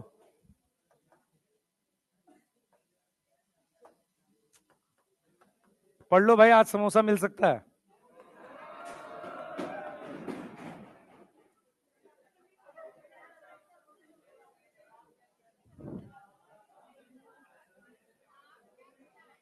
बेटा मेरी बात सुनो ध्यान से, इकोलॉजी ऑनलाइन करेंगे नहीं तो, चुपचाप पढ़ लो, पढ़ो चुपचाप, यार प्लीज पढ़ो, 1 मिनट चुप हो जाओ, इधर पढ़ो, बोर्ड पे ध्यान दो, देखो इधर, 1 मिनट सुनो ध्यान से, हमारे पास जो जो पॉइंट्स बोल रहा हूं उसको सुनो और उसको लिखेंगे अब, सबसे पहले प्रोकैरियोट्स में हमारे पास 70s राइबोसोम होता है, और यूकैरियोट्स में हमारे पास क्या है, 80s होता है, तो जो मैं पॉइंट्स लिख रहा हूं साथ के साथ लिखेंगे, हमारे पास क्या है, आरआरएनए कैसे काम करता है? Act as catalyst, yes, and उसका स्ट्रक्चरल रोल है। कैसा रोल है? स्ट्रक्चरल रोल है। पहला पॉइंट ये हो गया, मत बोलो। दूसरा पॉइंट ये है बेटा कि हमारे पास 70s राइबोसोम कहां प्रेजेंट है? 70s राइबोसोम कहां प्रेजेंट है?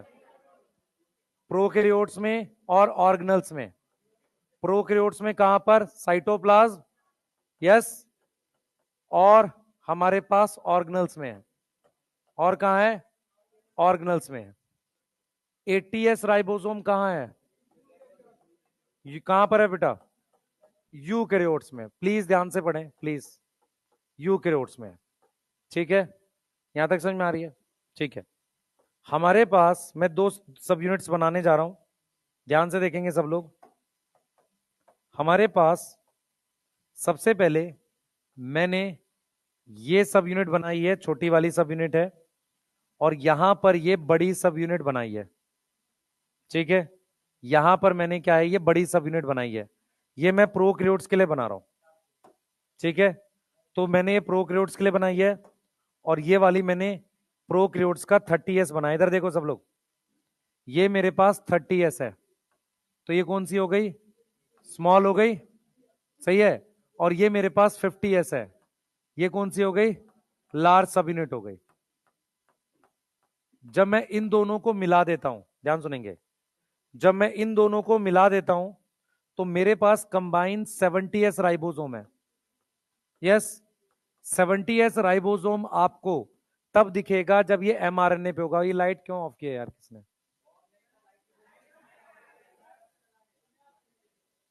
यार देखो, मैं फिर बोल रहा हूं, एक अगर आप लोग नहीं सीरियस पढ़ रहे हैं तो टॉपिक छोड़ा भी जा सकता है, ऐसी कोई बड़ी चीज नहीं है। प्लीज ध्यान से पढ़ो, ये सबसे ज्यादा इंपॉर्टेंट टॉपिक है ना? थोड़ा बहुत ठीक है, लेकिन प्लीज सीरियस रहो, क्योंकि आप समझ नहीं रहे हो अभी। क्या लग रहा है कि नहीं अगली बार भी कुछ देख सकते हैं, इससे खराब सिचुएशन रहेगी अगली बार, और हर बार खराब ही होती है, अच्छी कभी होती नहीं है। इसलिए बोल रहा हूं प्लीज सीरियस रहो।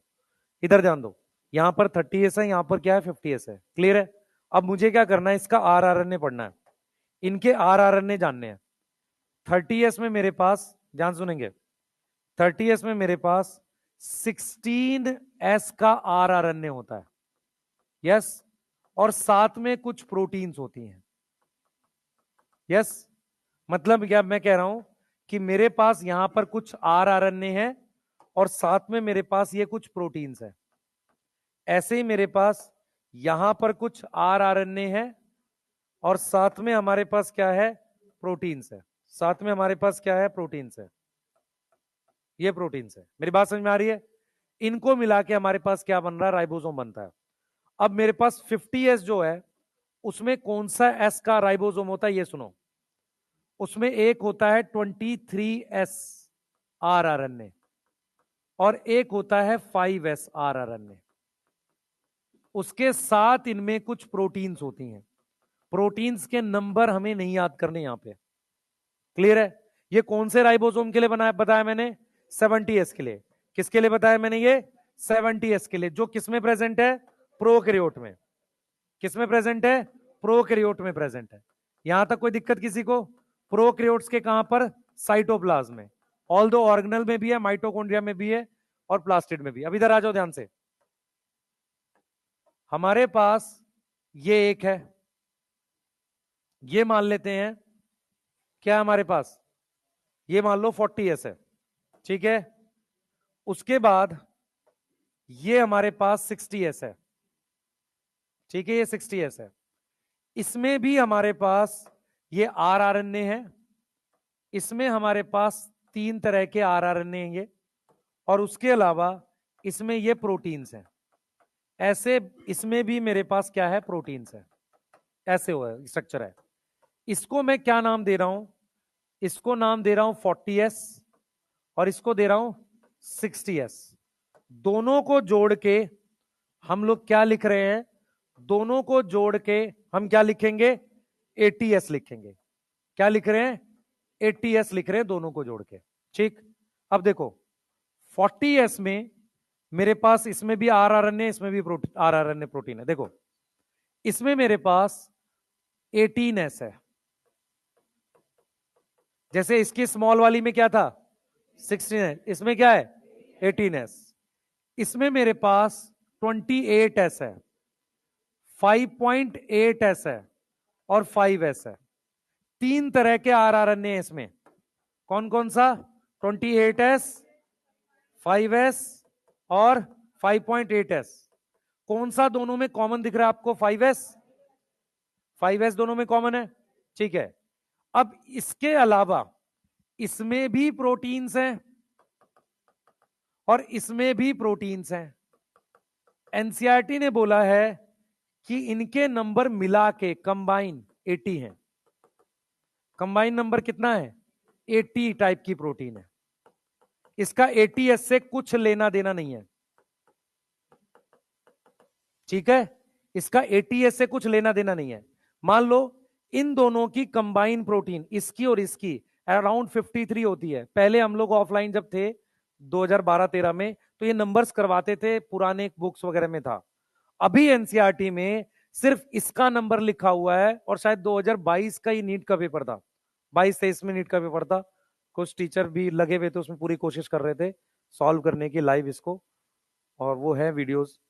तो उनको पता नहीं था ये एनसीईआरटी में। आपको कहां दिखेगा? जो ट्रांसलेशन है ना, ट्रांसलेशन में चेक करो एक बार फटाफट से, ये दिया हुआ है जहां ट्रांसलेशन दे रखा है, ट्रांसलेशन के सेकंड पेज पे ट्रांसलेशन प्रोटीन सिंथेसिस को कहते हैं, लास्ट में आएगा। हाँ यहीं पे जहां राइबोसोम का डायग्राम बना है, ये जो चित्र बना हुआ है इस वाले पेज पे देखो, 80 प्रोटीन मिला किसी को? यस। ये नीट में डायरेक्ट आया था, ये नीट में क्या था, एग्जैक्ट डायरेक्ट आया था कि कितने टाइप की प्रोटीन होती है। अब इधर सुनो ध्यान से। हाँ बेटा,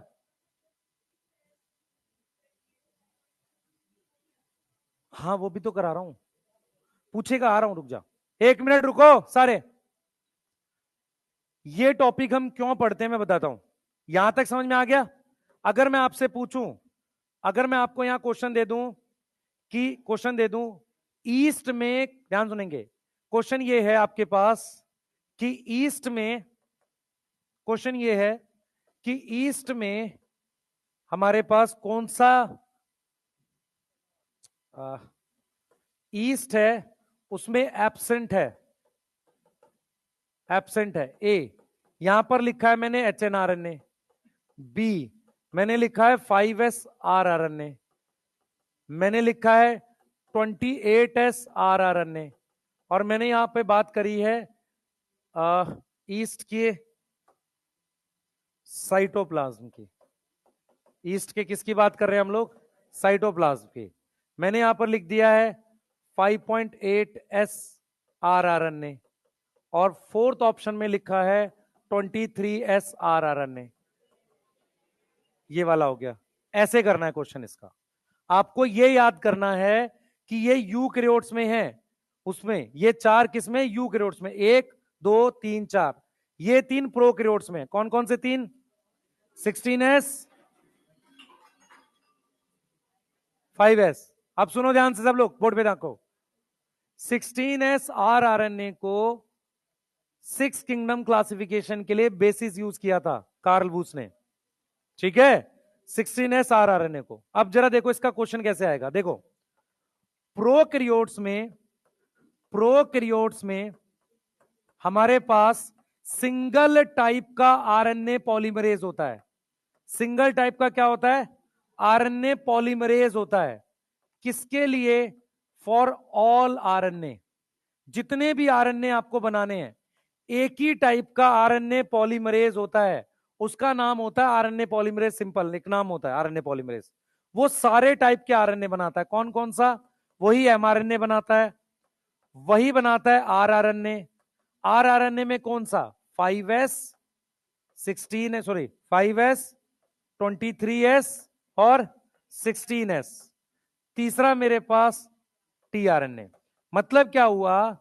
ई कोलाई में एक ही टाइप का आरएनए पॉलीमरेज सारे टाइप के आरएनए बना देता है। सही है? सारे टाइप में ये तीन भी तो आएंगे। समझ आया? बोलो। प्रोकैरियोट्स में उसका नाम है आरएनए पॉलीमरेज। यूकैरियोट्स में क्या कहानी है सुन लो। यूकैरियोट्स में 3 टाइप का आरएनए पॉलीमरेज होता है। 3 टाइप ऑफ आरएनए पॉलीमरेज होता है। उनको हम शॉर्ट में ऐसे लिखते हैं, आरएनए पॉलीमरेज 1 ऐसे। तो आरएनए पॉलीमरेज 1, आरएनए पॉलीमरेज 1, ऐसे ही आरएनए पॉलीमरेज 2, नाम है इनके। 3 तरह के आरएनए पॉलीमरेज होते हैं, अलग अलग टाइप के। आरएनए पॉलीमरेज 3, मेरी बात समझो ध्यान से। आरएनए पॉलीमरेज 1 आरआरएनए बनाता है, ये बनाता है एचएनआरएनए ऐसे। तो आप इसको याद कैसे करोगे? आप इसको याद कैसे करोगे? R H T 1 2 3। अब यहां पर ध्यान रखने की बात, ये मेरे पास आरआरएनए है। आरआरएनए में इनमें से 3, 1 2 और 3, ये छोड़ के कौन कौन सा है? 28S, 18S, 5.8S। यहां तक कोई दिक्कत है? 28S, 18S, 5.8S। ये क्या है? एचएनआरएनए। ये क्या है? टीआरएनए। टीआरएनए के अलावा 5S यहीं बनता है। उसके अलावा एससीआरएनए भी यही बनाता है, एसएनआरएनए भी यही बनाता है। तो आरएनए पॉलीमरेज 3 टीआरएनए के अलावा ये जो 5S वाला है ये बनाता है। इसका सीधा मतलब ये है कि न्यूक्लियस में ना बनने वाला आरआरएनए 5S आरआरएनए है। क्या समझ आई किसी को? आरएनए पॉलीमरेज हमने कैसे याद किया है यूकैरियोट्स में? 1 2 3 आर एच टी। आरआरएनए कौन बना रहा है? RNA polymerase 1। तो इसका मतलब आरएनए पॉलीमरेज 1 न्यूक्लियस में होगा, ठीक है। वो सारा आरएनए बनाता है 5S को छोड़ के, ठीक है। आरएनए पॉलीमरेज 2 ये वाला होगा, एचएनआरएनए वाला। आरएनए पॉलीमरेज 3 टीआरएनए बनाएगा, सही है। उसके साथ वो क्या करता है? वो 5S बनाता है। इसका मतलब 5S की जो जीन होगी वो न्यूक्लियस के वहां ना होके बाहर होगी। समझ आया? ये है रियल कॉन्सेप्ट इसका, ये इसीलिए पढ़ाया जाता है सारा। आपको क्या कितने आरएनए हो गए? 1 2 3 4, इसमें कितने? 3। यस बच्चे, ये याद करना बहुत जरूरी है, याद कर लो अभी। 1 2 3 RH T, rRNA, hnRNA, tRNA. इनके अगर मेरे को मान लो क्वेश्चन देने हो मुश्किल, तो ऐसे आएगा कि मीजोफिल सेल नॉट हैव, हम यहां पर क्या लिख रहे हैं? RNA polymerase 1। सेकंड हम लिख रहे हैं आरएनए पॉलीमरेज 2। थर्ड लिख रहे हैं आरएनए पॉलीमरेज।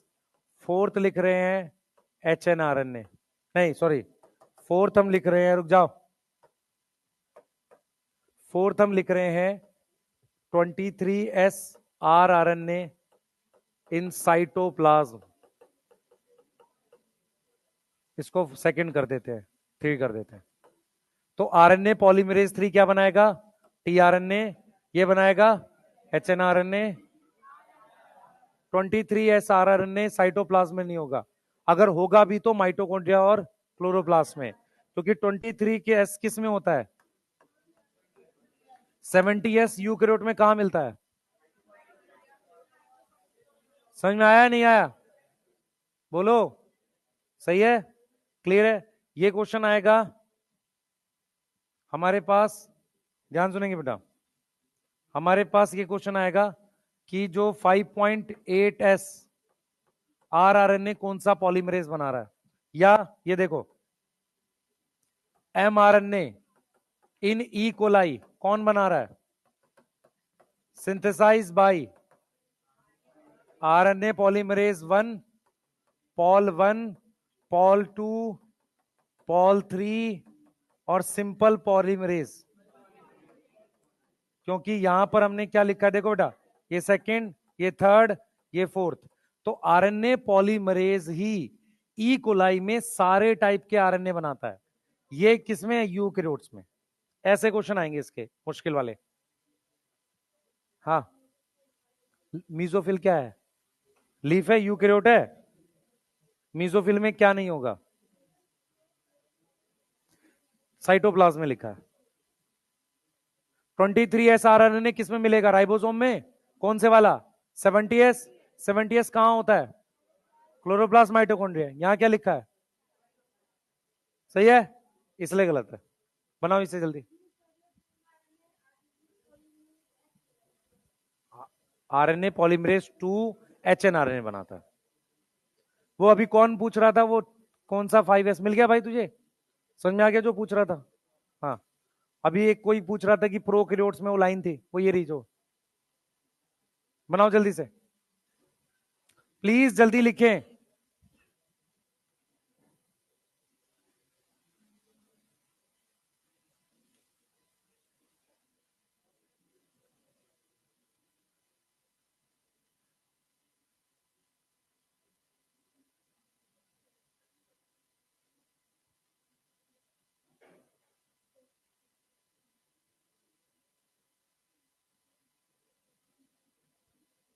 हाँ बेटा।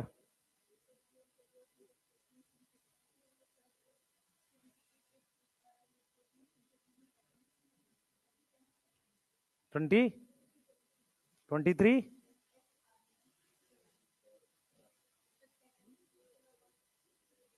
23S कैटलिस्ट की तरह काम करेगा। इसमें इसमें ये वाला करेगा और इसमें 28 करेगा।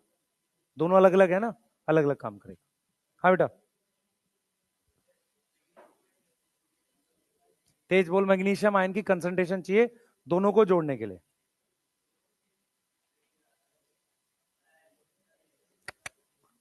कंसंट्रेशन साइटोप्लाज्म में चाहिए 0.002 मोलर के पास पास होती है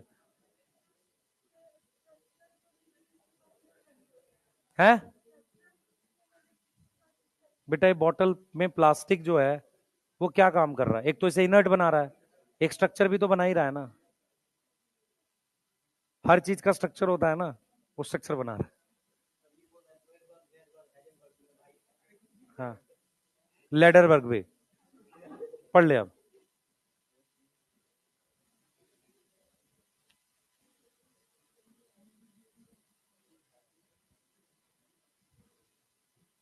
लिख लिया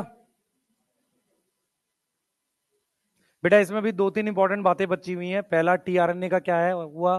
प्रोसेसिंग। और एक बहुत इंपॉर्टेंट क्वेश्चन आता है कंपैरिजन अमाउंट ऑफ डीएनए पे। क्वेश्चन 2021-21 में आया था कि कौन सा आरएनए का अमाउंट सबसे ज्यादा होता है। ठीक है, आरआरएनए है। एमबीक्यूटी तो उसमें है जेनेटिक कोड में है। तो क्यों पूछ रहा? अभी कहां कराया? एम्बिग्यूटी का मतलब कंफ्यूजन। एम्बिग्यूटी मतलब जब क्लियर नहीं है, जैसे एनटीए। ठीक है, हाँ, उसकी बातों में एम्बिग्यूटी होती है। आज कुछ बोल रहा है, कल कुछ बोल रहा है। हाँ, ठीक है, बना लो जल्दी करो बेटा। लिख लिया सबने?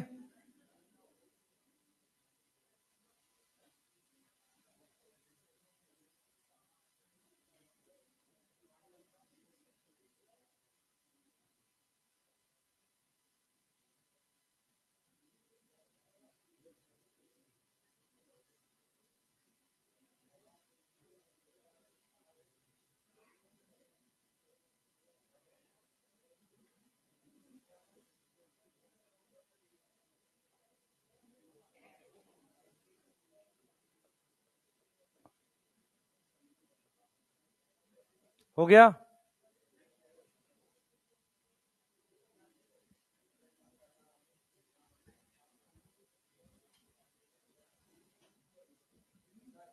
हाँ हाँ, बोलो जल्दी, बोलो जल्दी जल्दी।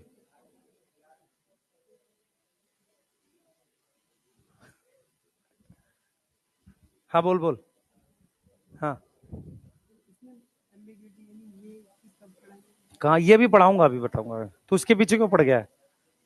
हाँ, एक मिनट रुक।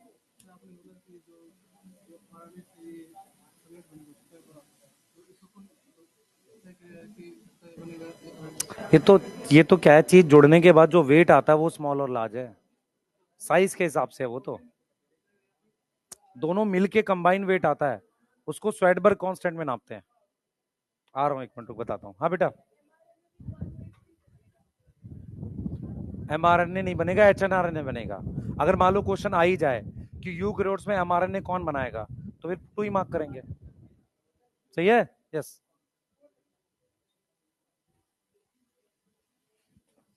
इधर देखो, अरे इधर देखो, मेरी बात सुनो ध्यान से। अरे सुनो, पिटाई कर दो नहीं 2 दिन की पे।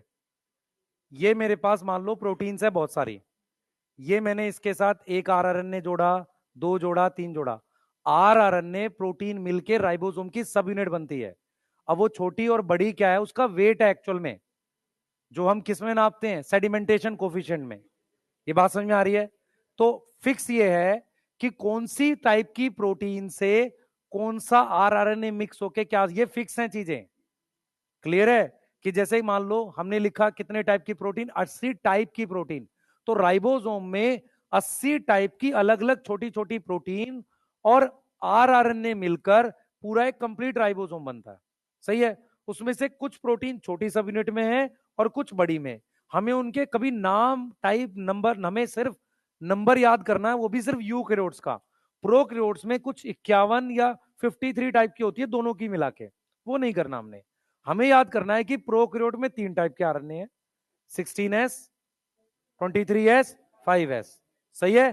क्लियर है? उसमें से 23S एज अ कैटलिस्ट काम करता है। इसका मतलब जो कैटलिस्ट है वो लार्ज सब यूनिट पे कि स्मॉल पे? लार्ज पे है। सही है?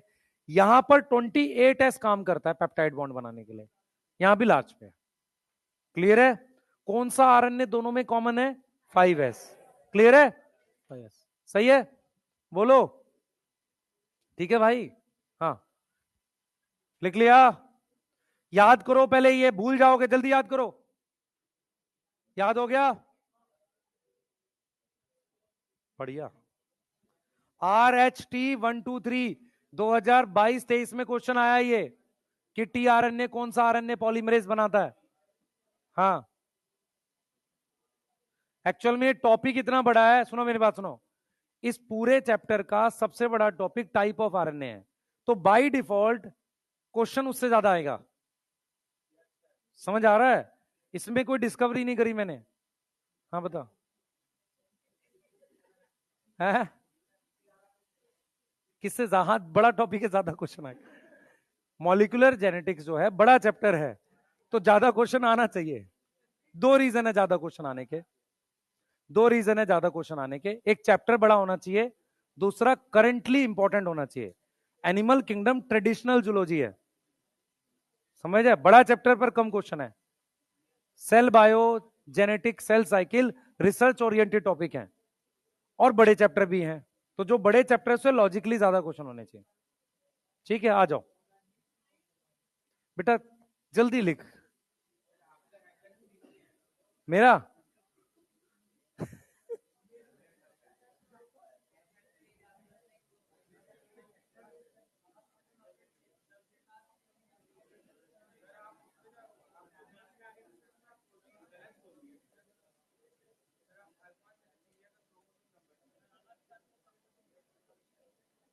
हाँ,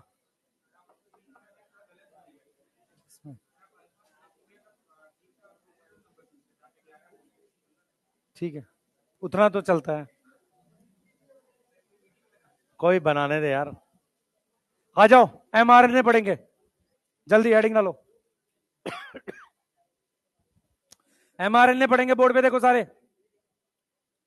बेटा प्लीज 15-20 मिनट ध्यान से सुनो, इस टॉपिक को कंप्लीट नहीं करेंगे तो टुकड़े इसके छूट जाएंगे और आपको चीजें समझ नहीं आएंगे। इसमें 2 छोटे टॉपिक बताने हैं आपको, सुन लो भाई, सुने सब लोग। इसमें 2 छोटे टॉपिक बताने हैं, यदि आप ध्यान से सुनेंगे तो मैं सीडीएनए बता दूंगा, नहीं तो मैं टॉपिक खा जाऊंगा। ठीक है? मैं सीडीएनए नहीं बताऊंगा। और आपने सीडीएनए कहां पढ़ा है? कॉम्प्लीमेंट्री डीएनए एडीए वाले में। एडिनोसिन डीएमिनेज में, वहां आपने सीडीएनए वर्ड सुना हुआ है, ठीक है। इधर सुने ध्यान से, अब चुप, दोनों चुप, इधर देखो। बस सबसे पहले हम क्या कर रहे हैं, एमआरएनए बना रहे हैं। पहली स्टेटमेंट ये लिखी है कि प्रोकैरियोट्स में डीएनए डायरेक्टली आरएनए में कन्वर्ट होता है, किसमें, एमआरएनए डायरेक्टली बनता है। यूकैरियोट्स में पहले एचएनआरएनए बनता है, जिसमें हमारे पास इंट्रॉन्स होते हैं। इंट्रॉन्स हैं जो क्या है, कोडिंग है, नॉन कोडिंग है। अगर नॉन कोडिंग होता तो फिर आता क्यों आरएनए में। इंट्रॉन्स की डेफिनेशन सुनो। इंट्रॉन्स क्या है, जो नहीं आता प्रोसेस आरएनए में, not come in processed RNA, सही है, प्रोसेस्ड आरएनए में नहीं आता। कोडिंग था इसलिए आया है। एक्सॉन किस में आएगा, कम इन प्रोसेस्ड आरएनए। प्रोसेस्ड का मतलब होता है प्रोसेसिंग के बाद। तो होता ही है बेटा, ध्यान सुनेंगे, हम बात कर रहे हैं यूकैरियोट्स की। तो यूकैरियोट्स में जो डीएनए है, डीएनए पहले जो आरएनए बनाता है उसको हम कहते हैं एचएनआरएनए। एचएनआरएनए में जो ये रेड कलर से दिखा है ये एक्सॉन है और ये इंट्रॉन है। इंट्रॉन जो है वो एमआरएनए में नहीं आता, ठीक है, एक्सॉन प्रोसेस आरएनए में आता है। समझ में आ रहा है। ज्यादा से ज्यादा आप ये कह सकते हो कि इंट्रॉन्स नॉन कोडिंग है आरएनए में। डीएनए में कोडिंग था तभी तो आरएनए में आया, समझ आया, कोडिंग मतलब आरएनए बनाएगा, ठीक है। अब जरा देखते हैं ये किस में आ गया बेटा, प्रोसेस आरएनए में आ गया, कौन, एक्सॉन। अब क्या है हमारे पास, 3 स्टेप होते हैं प्रोसेसिंग के। कितने स्टेप है, 3 स्टेप है, किसमें, प्रोसेसिंग में। क्या नहीं समझ आया बेटा, सुन ध्यान, पहले सुन ले पूरा फिर बताता हूं, रिपीट करूंगा इस बात को। ये डेफिनेशन तब बनेगी जब हम यहां पहुंच जाएंगे, तो पहले यहां पहुंच जाते हैं फिर दोबारा बताऊंगा डेफिनेशन। एक बार सुनेंगे सब लोग। हमारे पास क्या है, ध्यान सुनेंगे, प्रोकैरियोट्स में क्या होता है, डीएनए से डायरेक्टली एमआरएनए बनता है, उसमें एचएनआरएनए नहीं बनता, ठीक है। इसका सीधा सीधा मतलब यह भी है कि प्रोसेसिंग प्रोकैरियोट्स में रिक्वायर नहीं है। इस बात में कोई डाउट है किसी को, इस बात में तो कोई डाउट नहीं। दूसरी बात, हम कह रहे हैं कि एचएनआरएनए जो बनता है उसके 3 स्टेप है। सबसे पहला स्टेप क्या होता है, कैपिंग। कैपिंग का मतलब होता है कि मैं 5' एंड पर, 5' एंड पर एक बेस, एक न्यूक्लियोटाइड ऐड करता हूं। एक मैं क्या ऐड करता हूं, न्यूक्लियोटाइड ऐड करता हूं। क्या ऐड कर रहा हूं, न्यूक्लियोटाइड ऐड कर रहा हूं। किस पे ऐड कर रहा हूं मैं, 5' एंड पर। ये चीज समझ में आ रही है। 5' एंड पर मैं एक न्यूक्लियोटाइड ऐड कर रहा हूं। न्यूक्लियोटाइड जब ऐड करते हैं हम लोग, जब न्यूक्लियोटाइड हम ऐड करते हैं किस पर, 5' एंड पर, समझना ध्यान से। 5' एंड पर हम एक न्यूक्लियोटाइड ऐड करते हैं, वो क्या है समझो, जीटीपी सबको पता है, गुआनोसिन ट्राइफॉस्फेट, ठीक है। उस गुआनिन पे 7th पोजीशन पे नाइट्रोजन है। गुआनिन पे कहां कहां नाइट्रोजन है, N1 N3 N7 N9।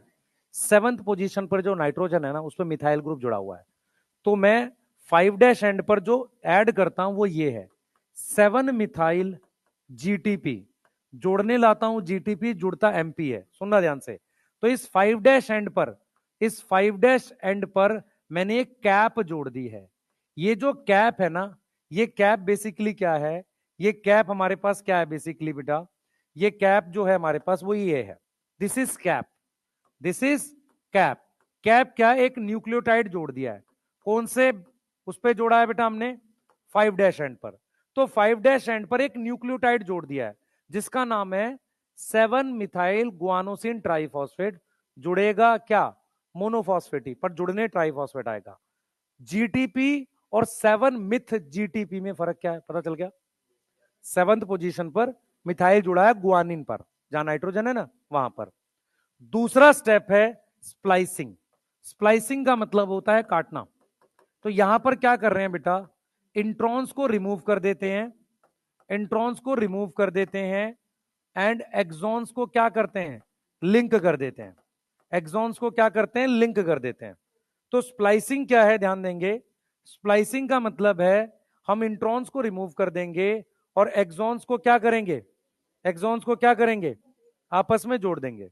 तो एक्सॉन्स को, मेरी बात सुने ध्यान से, इंट्रॉन्स को रिमूव कर देंगे और एक्सॉन्स को आपस में जोड़ देंगे। क्लियर है? आपस में क्या करेंगे, जोड़ देंगे। मेरी बात समझ में आ रही है? इंट्रॉन्स को हमने रिमूव कर दिया, एक्सॉन्स को हमने आपस में जोड़ दिया। अब मैं यहां पर क्या बोलने जा रहा हूं उसको समझना ध्यान से।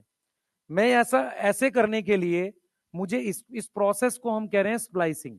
तो स्प्लाइसिंग में हमने क्या किया, ये इंट्रॉन्स है, ठीक है, और ये मेरे पास एक्सॉन है, ठीक है, ये इंट्रॉन है और ये मेरे पास एक्सॉन है।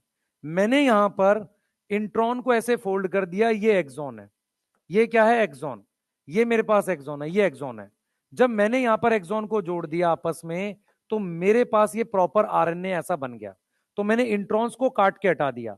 स्प्लाइसिंग करने के लिए मुझे कुछ एंजाइम चाहिए होगा, वो एंजाइम आरएनए प्लस प्रोटीन है। मैं फिर रिपीट करता हूं, राइबोजाइम सिर्फ राइबोसोम में नहीं है। राइबोजाइम का मतलब होता है आरएनए एक्ट एज एंजाइम। वो आरआरएनए भी हो सकता है, कोई और आरएनए भी हो सकता है। एक एग्जांपल तो आरआरएनए है ही। कौन है आरआरएनए? 23S और 28S। उसके अलावा स्प्लाइसिंग कौन करता है, स्प्लाइसिंग कौन करता है बाई, हमारे पास आरआरएनए, सॉरी, स्प्लाइसिंग कौन करता है, हमारे पास आरएनए होता है प्लस प्रोटीन होती है, जो कैसे काम करती है, जो कैसे काम करती है, एक्ट करती है टुगेदर एज एज इसको कहते हैं स्प्लाइसिजोम। जैसे मेरी बात सुनो, राइबोसोम पढ़ा है, लाइसोसोम पढ़ा है। लाइसोसोम मतलब एक ऐसा पैकेट, एक ऐसा स्ट्रक्चर जो क्या कर रहा है, लाइसिस कर रहा है, यही मतलब है ना। जोम का मतलब बॉडी स्ट्रक्चर। तो स्प्लाइसिसोम का मतलब है काफी सारे आरएनए और प्रोटीन मिलके एक ऐसे एंजाइम्स का ग्रुप बनाते हैं जो स्प्लाइसिंग करते हैं। तो स्प्लाइसिसोम में बेसिकली आरएनए और कुछ प्रोटीन्स होती हैं, सम आरएनए और सम प्रोटीन्स होती हैं, जो मिलकर क्या है, स्प्लाइसिंग करती है। यहां पर यही आरएनए एज अ क्या काम कर रहा है, एज अ राइबोजाइम काम कर रहा है। तो राइबोजाइम आपका मतलब होता है RNA as a enzyme. RNA as a enzyme nucleus उसमें राइबोसोम में तो है ही, उसके अलावा ये जो स्प्लाइसिंग वाला स्टेप है ये भी आरएनए कर रहा है। जब मैंने आपको आरएनए वर्ल्ड पढ़ाया था, मैंने कहा था आरएनए के पास ऐसी क्या प्रॉपर्टी है कि नेचर ने उसको अभी भी बना रखा है। मेरी बात समझना ध्यान से, अगर डीएनए सारे काम कर सकता होता, कैटलिस्ट की तरह भी काम कर लेता, कोड तो दे ही देता है वो, सही है, और साथ के साथ वो एडेप्टर की तरह काम कर लेता, तो नेचर आरएनए को हटा ही देती। नेचर ने आरएनए को क्यों बना रखा है? क्योंकि आरएनए कुछ ऐसी चीज है जो एंजाइम की तरह भी काम कर सकती है, स्प्लाइसिंग कर सकती है, मतलब आरएनए खुद को काट सकता है। स्प्लाइसिंग का क्या मतलब है? एक ऐसा आरएनए जो दूसरे आरएनए को काट रहा है। ये प्रॉपर्टी सिर्फ आरएनए के पास थी, डीएनए के पास नहीं थी। डीएनए बनाने का मेन पर्पस ये था, एक डबल स्टैंडर्ड स्टेबल मॉलिक्यूल बनाओ। और डबल स्टैंडर्ड भी इसलिए बनाया, हम डीएनए भी सिंगल स्टैंड बना लेते। डबल स्टैंड में एक फायदा है कि उसमें एरर पता चलती है, आप एरर ठीक कर सकते हो। सिंगल स्टैंड में आप नहीं कर सकते। नहीं तो डबल स्टैंड का कोई और फायदा है ही नहीं, रेप्लीकेशन कॉम्प्लिकेटेड है। अगर मान लो सिंगल स्टैंड डीएनए होता, उसकी हम एक कॉपी बनाते और उस दूसरे कॉपी से जितने भी चाहे डीएनए बना लेते, ऐसे बना लेते। हमने डबल स्टैंडर्ड सिर्फ इस रीजन से बनाया कि डबल स्टैंडर्ड वाले में रिपेयर करना ज्यादा आसान है, उसमें म्यूटेशन कम होगी, वो स्टेबल ज्यादा होगा। नहीं तो सिंगल स्टैंड डीएनए बनाना चाहिए था नेचर को। समझ आ रहा है? तो हम यहां पर ये कह रहे हैं कि राइबोजाइम सिर्फ राइबोसोम में कैटलिस्ट नहीं है, राइबोजाइम कई जगह होता है सेल में। तुम्हारे सिलेबस में सिर्फ दो जगह पढ़ना है, एक राइबोसोम के अंदर और दूसरा कुछ आरएनए जो स्प्लाइसिंग करता है। स्प्लाइसिंग का मतलब है मैंने इन इंट्रॉन्स को हटा दिया, देखो ऐसे, और एक्सॉन्स को आपस में क्या करा, जोड़ दिया। तो स्प्लाइसिंग का मतलब है इंट्रॉन्स को हटाना और एक्सॉन्स को लिंक करना। क्लियर? क्लियर है? ठीक है। एक बात बताता हूं, फ्यूचर में पढ़ोगे, ये ऑफलाइन में बोलते हैं, ऑनलाइन में पढ़ाते भी नहीं है। एक चीज हम लोग हायर लेवल पे पढ़ते हैं, क्लास स्विचिंग जेनेटिक्स में, सुना ध्यान से। अगर मैं आपसे बोलूं बी बी सेल है, बी सेल पता है, T cell, B cell, antibodies कौन बनाता है? बी सेल बनाता है, ठीक है। बी सेल के सरफेस पर बहुत सारी एंटीबॉडीज होती हैं जिसकी मदद से वो एंटीजन बनाता है, ठीक है। हम सिर्फ क्या कर सकते हैं, इसी एक्सॉन्स को, इसको आगे लगाया, इसको यहां ऐसे लाइन से लगा दिया, अगर मैं इन एक्सॉन्स की पोजीशन चेंज कर दूं तो नई तरह की प्रोटीन्स भी बन सकती हैं। और ऐसा हम एंटीबॉडीज के लिए करते हैं क्योंकि उसको बनानी है 10⁵ टाइप की डिफरेंट एंटीबॉडीज, ताकि डिफरेंट टाइप के एंटीजेंस को पहचाना जा सके। इतने टाइप की जीन लगाना मुश्किल होगा, तो हम क्या करते हैं, इसी आरएनए को घुमा के कुछ अलग अलग टाइप के प्रोटीन्स बनाते हैं। ये आप हायर लेवल में कभी जेनेटिक्स पढ़ोगे वहां पे आएगा, पर मेरा सिर्फ लॉजिक आपको ये समझाने का है, इंट्रॉन्स काट के एक्सॉन्स को जोड़ना एक पर्टिकुलर ऑर्डर में, उसको हम क्या बोलते हैं, स्प्लाइसिंग। इसकी लेंथ, एमआरएनए की लेंथ इससे कम है, इससे कम है। अब सुनो, मैं सी डीएनए होता क्या है, मान लो मैं ये डीएनए उठाकर बैक्टीरिया में डाल दूं, ये वाला डीएनए, ये डीएनए एचएनआरएनए बनाएगा, बताओ, ठीक है। बैक्टीरिया में प्रोसेसिंग है, नहीं है, तो प्रोटीन ही नहीं बनने की। समझ में आ रहा है, प्रोटीन नहीं बनने की। हम क्या करते हैं, हम क्या करते हैं, हमने ह्यूमन का सेल लिया, उसमें मुझे 500 एमआरएनए मिले, मैं उसको ले गया लैब में, हर एक एमआरएनए की रिवर्स ट्रांसक्रिप्शन से मैंने जीन बना ली। अब वो जीन आप उसको डालते हो बैक्टीरिया में, आप ये वाली ओरिजिनल जीन नहीं डाल सकते। क्यों? क्योंकि इससे जो जीन बनेगी उसका साइज ओरिजिनल जीन से छोटा होगा, उसे कहते हैं कॉम्प्लीमेंट्री डीएनए। और इसकी पूरी एक लाइब्रेरी होती है लैब में कि हमने 500 एमआरएनए है अलग अलग टाइप के सेल के, उसको उससे रिवर्स ट्रांसक्रिप्शन से 500 जीन बना दी है। आप ये जीन डाल ही नहीं सकते क्योंकि एक स्टेप ऐड हो जाएगा, और बैक्टीरिया तो वैसे भी प्रोसेसिंग नहीं करता।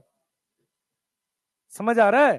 तो सी डीएनए क्या होता है, कॉम्प्लीमेंट्री डीएनए, जो यूकैरियोट के एमआरएनए की रिवर्स ट्रांसक्रिप्शन से लैब में बनाया जाता है। इसीलिए उसने जो एडीए की जीन डाली थी, कौन सी डाली थी, सी डीएनए डाली थी। क्लियर है? सही है। आप पढ़ोगे जीन लाइब्रेरी, तो जब आप जीन लाइब्रेरी पढ़ोगे, gene library is nothing but group of C DNA. मैं ओरिजिनल डीएनए काट के क्या करूंगा, जब मुझे यूज करना ही है तो मैं कौन सा यूज करूं, सी डीएनए। प्रोसेसिंग बचेगी ना, इवन प्लांट में डालनी है, प्रोसेस स्टेप कम करो ना। क्लियर है? सही है। एक बार फिर बता दूं, क्या चीज, वो मैं बताऊंगा। पहले ये बता दो, स्प्लाइसिंग समझ में आ गया। लास्ट स्टेप होता है टेलिंग, पहले ये बता दो फिर बता रहा हूं। लास्ट स्टेप है टेलिंग। टेलिंग देख ध्यान से, टेलिंग में क्या होता है, एट 3' एंड हम 200 से 300 पॉली ए टेल, पॉली मतलब एडिनाइलेट, सुनो ध्यान से, मैनी एडिनाइलेट रेसिड्यू ऐड करते हैं, मैनी एडिनाइलेट रेसिड्यू ऐड करते हैं, ठीक है। एट 3' एंड, एट 3' एंड 200 से 300 एडिनाइलेट रेसिड्यू ऐड करते हैं, मतलब 3' पर हम लोग बहुत सारे ए ऐड करते हैं। अब अगर आपको याद नहीं है तो याद दिलाता हूं, बायोमोलिक्यूल में एटीपी को हमने नाम दिया था एडिनाइलिक एसिड, ठीक है। एसिड और एट एक ही बात होती है, पायरुवेट पायरुविक एसिड एक ही बात होती है। तो अगर मैं बहुत सारे ए लगाता हूं 3' एंड पर, उसे कहेंगे पॉली एडिनाइलेट। क्या बोलेंगे, पॉली एडिनाइलेट। सही है, क्लियर। इसी को हम कहते हैं poly A tail, many adenylate add करते हैं, इसी को हम क्या बोलते हैं, पॉली ए टेल। तो मैंने आपको यह समझाया कि एचएनआरएनए से एमआरएनए बनाने के बीच में 3 स्टेप हैं, कैपिंग, स्प्लाइसिंग, टेलिंग। स्प्लाइसिंग में जो एंजाइम चाहिए वो आरएनए प्लस प्रोटीन है, क्लियर है, जिनके नाम है स्प्लाइसिजोम। कुछ बुक में उन्हें लिखा जाता है स्नर्प्स। स्नर्प्स की फुल फॉर्म देखो कैसे है, small nucleo, snurps ribonucleoprotein, ऐसे बोलते हैं, small nuclear ribonucleic protein, ऐसे करके कि न्यूक्लियस में है, ऐसा स्नर्प्स बोलते हैं। मतलब प्रोटीन है, न्यूक्लियस में है, और क्या है, ribo nucleic acid plus protein है, उन्हें स्नर्प्स भी बोलते हैं। ये वाला समझ में आ गया? 3 स्टेप है। जो मैं cDNA बोल रहा था वो क्या है मैं बता देता हूं। देखो देखो, इधर देखो, ये जीन है, ये ओरिजिनल जीन है। इससे मेरे पास क्या होती है? mRNA बनता है। ये mRNA बनता है, ठीक है। mRNA बनता है इससे, इसका साइज छोटा होता है ओरिजिनल जीन से, ठीक है। या हम लोग डायरेक्ट ला सकते हैं इसको। इधर देखो, अरे बोर्ड पे 2 मिनट सुन लो बस, खत्म कर रहे हैं। ये HNRNA है, यस। ये क्या है? HNRNA। इससे क्या बन गया? mRNA बन गया, ठीक है। अब मैं अगर इस जीन को बैक्टीरिया में डाल दूं, ये बैक्टीरिया है, इस जीन को बैक्टीरिया में डाल दूं, बेटा बात कर रहे हो तुम लोग, उससे HNRNA बनेगा, ठीक है। मैंने इस mRNA से क्या किया? इसकी रिवर्स ट्रांसक्रिप्शन करी। तो रिवर्स ट्रांसक्रिप्शन से जो डीएनए बनाया, ये डीएनए बना, इस डीएनए को cDNA कहते हैं। अब इसको बैक्टीरिया में डाल दो। जब cDNA आपने बैक्टीरिया में डाल दिया, ये बैक्टीरिया है, इसमें आपने cDNA डाल दिया, अब इससे जो आरएनए बनेगा वो क्या बनेगा? समझ में आ गया? ठीक है, ये क्लियर है? बैक्टीरिया क्यों? जीन कौन सी डाली है तूने? ओरिजिनल जीन डाली है, उसमें कोड किसके लिए है? HNRNA की। तो mRNA क्यों बनाएगा? इस केस में mRNA बनाएगा। समझ में आया भाई? आप ये ओरिजिनल देखो, cDNA और ओरिजिनल जीन का साइज का फर्क है, बोलो। ओरिजिनल जीन और इसका साइज का फर्क है, सही है। ये वाला डालते हैं, है? नहीं होता ना, तभी तो ये डाल रहे हैं। तो ये तो बेकार हो गया, ये बेकार हो गया। किसको नहीं समझ में आई? मेरी बात सुनो, ये सेल है, ये डीएनए है, उससे बना HNRNA, ये यूकैरियोट्स में होता है।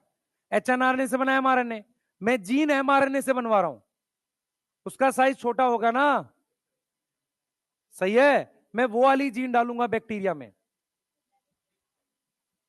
mRNA कितने डालूंगा? अनस्टेबल होता है, कैसे डालूंगा? जेनेटिक इंजीनियरिंग में क्या ट्रांसफर करते हैं? डीएनए और RNA. DNA, what is genetic engineering? DNA डालते हैं ना, आरएनए भी कर सकते हैं।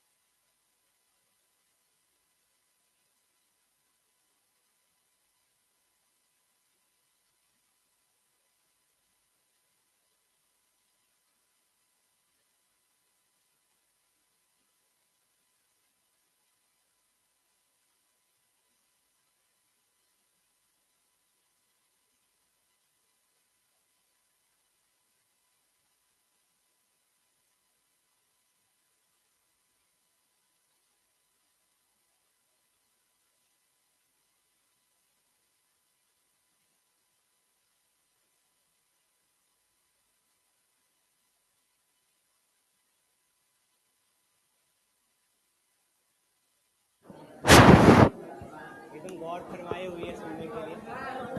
सुनो सुनो सुनो सुनो, आज भी तुम लोग कुछ फेयरवेल कर रहे हो ना सर का, तो आज कुछ उपद्रव मत करना, ठीक है? पिछली बार तो गेट वगैरह तोड़ दिए हो, तो जो भी करना शांति से।